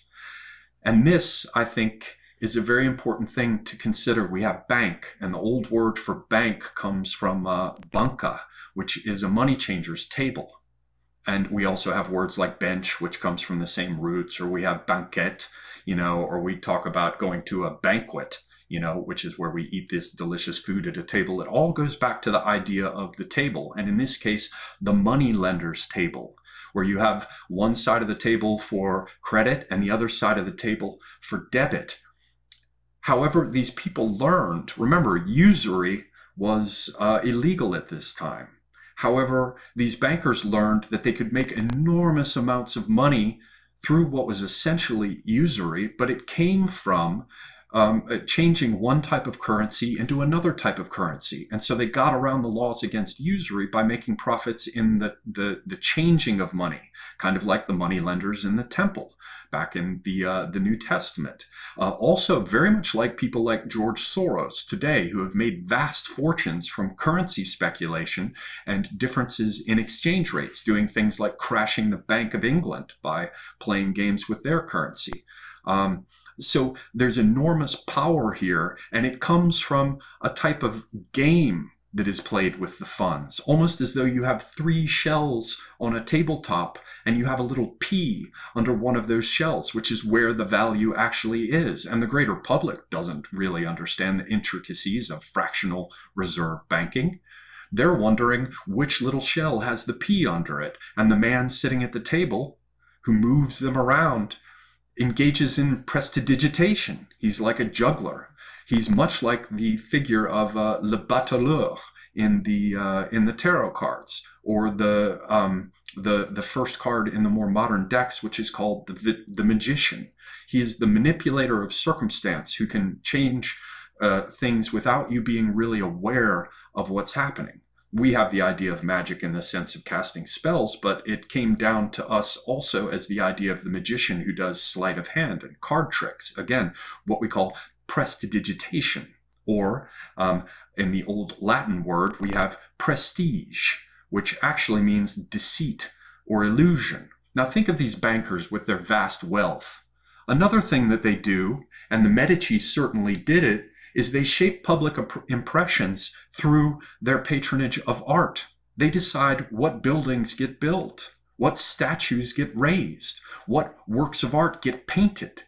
And those works of art in the day that we're considering, back in the 14th century, 15th century, these works of art are in effect the media. There was no radio, there was no television. They could patronize authors, and those authors' books would be published. Remember, the printing presses appeared in the 15th century, the earliest one, Aldus Manutius. They control what books are printed, what statues are carved. You know, they patronize people like Michelangelo or Alberti that I talked about, or Leonardo da Vinci. So we have bankers establishing their prestige. Remember, prestige and prestidigitation and the manipulation of currencies and the power that comes in the background there. And they shape society through choosing to have certain works of art made and other works of art that are not made. So to wrap this, we do not see an exact parallel of the things that will emerge that we'll be talking about later in our discussions. We don't precisely see the Freemasons. We don't precisely see the Rosicrucians, you know, the secret society and the secret service, but we do have elite thinkers who come up with ideas. You can say it's the Florentine Neoplatonists. You can say that it's the Frankfurt School. And we have bankers who exercise covert power behind the scenes through their unique access to both funds and their control over them, and information. And these same bankers who are patrons of the thinkers who are coming up with utopian ideas are in a position to control what sort of art is set forth out there in the world. So think about how you have to have a producer in order to make a film in Hollywood. I bring all of this up because the parallels should, at this point, finally, since I've been talking for so long, should finally be clear. We don't see an exact parallel for what we're going to come across later, but we do see the basic elements on the board. And it is not just secret societies like Freemasons and the rest, but it's bankers who, behind the scenes, have control of money and information, and who take their family members and insert them into positions of power, as we saw sometime later where the Medici family installed Catherine de' Medici as both a queen of France and as a regent for a time. So these are the last little elements I wanted to throw out there. We can see some parallels. And now, Mr. Antaios, I would turn it over to you for your final thoughts. Sure. Semiogogue, you were mentioning a hugely important issue. Why is it all happening?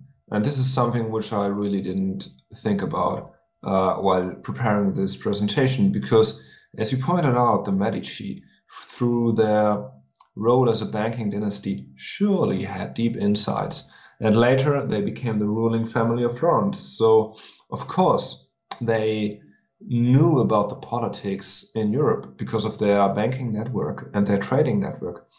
And if you have these deep insights, why do you actually take the decision to push art, to push literature in this direction, in a direction which has a pagan bent, a bent of which you know that it will threaten the Catholic Church? And you were talking about prestige. Are they doing it for prestige? I mean, they could have commissioned just art in the old Catholic, with the old Catholic iconography, with the Christian iconography, but they did something very different. And I would really love to find out why they did it.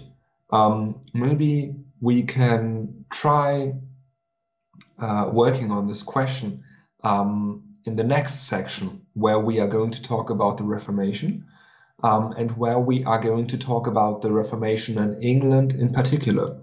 Because I just want to throw in order to do that, we're going to have to take a look at banks, because obviously the Medici Bank fell, but many of these Italian banks were directly behind all of the exploration, and they funded all the stuff with the New World, even the earlier explorations of, for example, the west coast of Africa. Those ran, there were shipping concerns that came out of Spain and out of Portugal, but they were driven by Italian banking houses.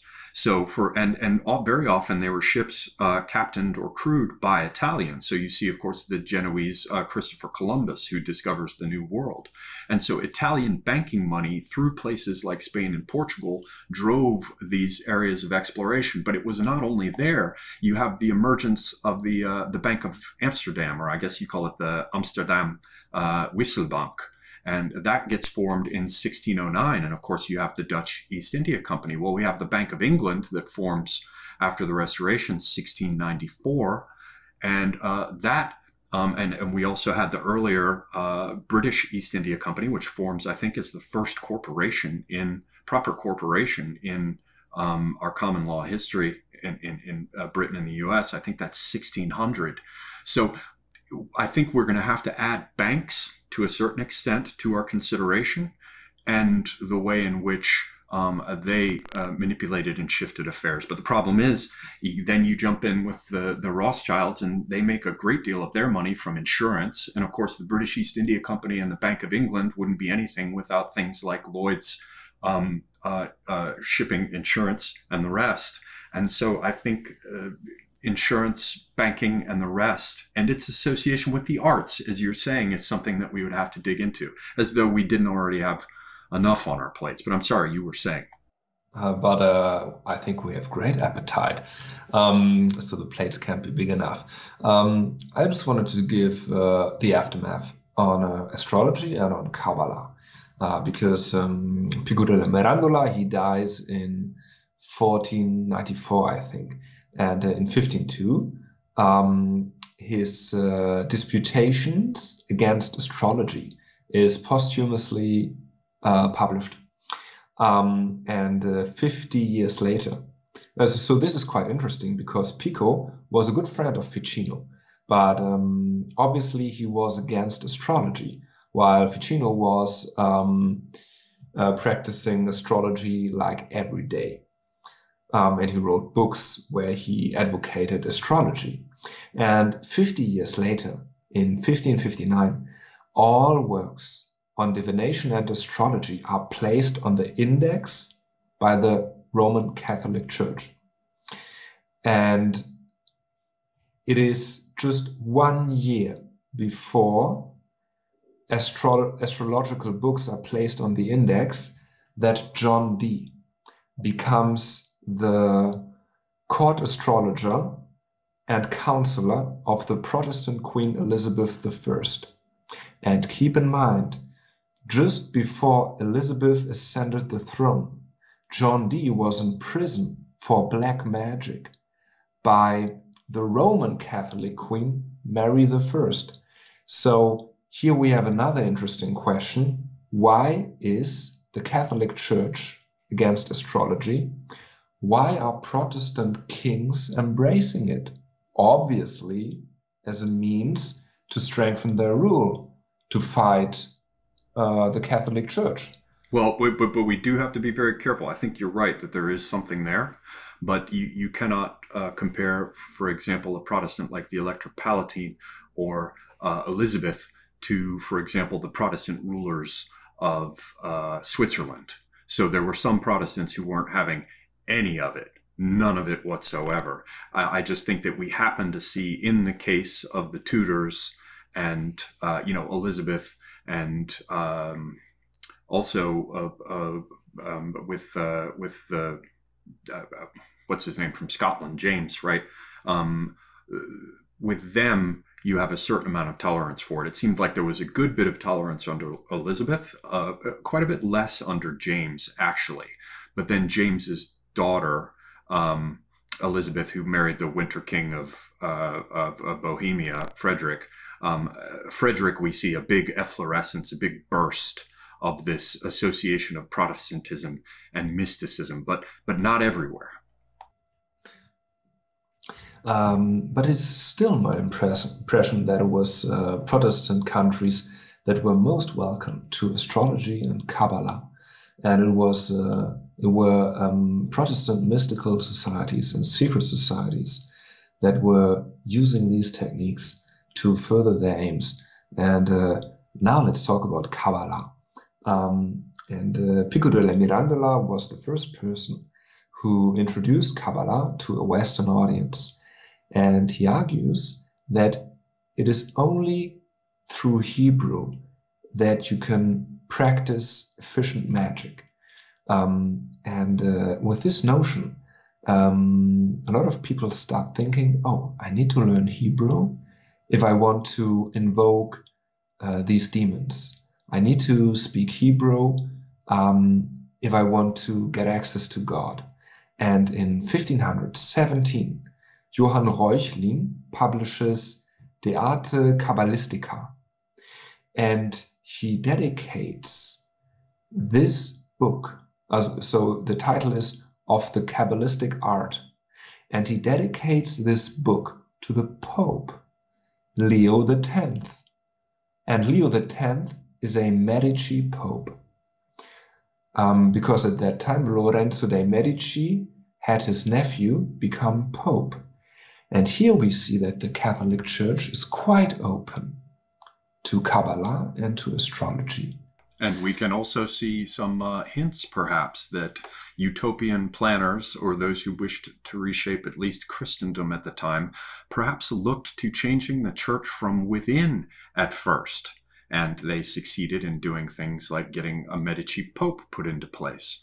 But it was not long thereafter that a counter-reformation came into play, and you had a considerable backlash pushed in large part by the Habsburgs, if I remember correctly, and Spanish power. And so we're seeing the stage set for a power struggle, and it appears perhaps this is just a hypothesis, that someone like a Lorenzo was attempting to change it from within and was outmaneuvered by other continental powers, at which point it broke out openly as what we know as the Protestant Reformation. But this is just a guess on my part. Outmaneuvered he was, because in 1592, Pope Clement VIII issues a bull which forbids Christians and Jews from owning, reading, buying, or circulating, I quote, impious Talmudic books and other writings in Hebrew that tacitly or expressly contain heretical or erroneous statements against the Holy Scripture of the Old Law and Testament. So hereby, Kabbalah literature is banned by the Church. And in 1629, a cardinal boasts in a letter that he has collected and destroyed 10,000 outlawed Jewish books. And now consider this. In 1615, the Rosicrucians publish their second manifesto, the Fama Fraternitatis. And here they write about their legendary founder, Christian Rosenkreuz.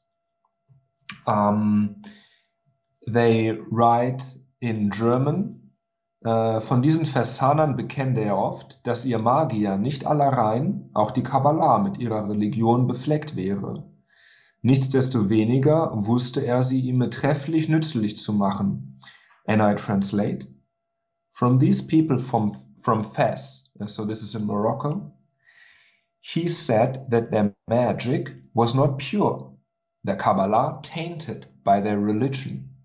Nonetheless, he knew how to make good use of it. So the Rosicrucians, who, and we will show this later, were Calvinists and who were allied with the Protestant side against the Jesuits and the Catholic Church. They say, oh, we use magic. Oh, we use Kabbalah. We even take it from the Muslims, though it is not pure, but we take it from the Muslims. And this is a recurrent theme that you also see in Pico De La Mirandola, in Ficino, where they are eclectic and they take everything from everywhere and put it together, and it's still Christian. And the idea is, of course, that there would be one universal truth manifesting in all these cultural facets across the world. I just want to add, because a lot of people are probably going to be listening to this and thinking, oh, well, the Kabbalah was a central part of this, so it means Jews are responsible for all of this from the beginning. And I want to add some nuance there that people might not be aware of very quickly.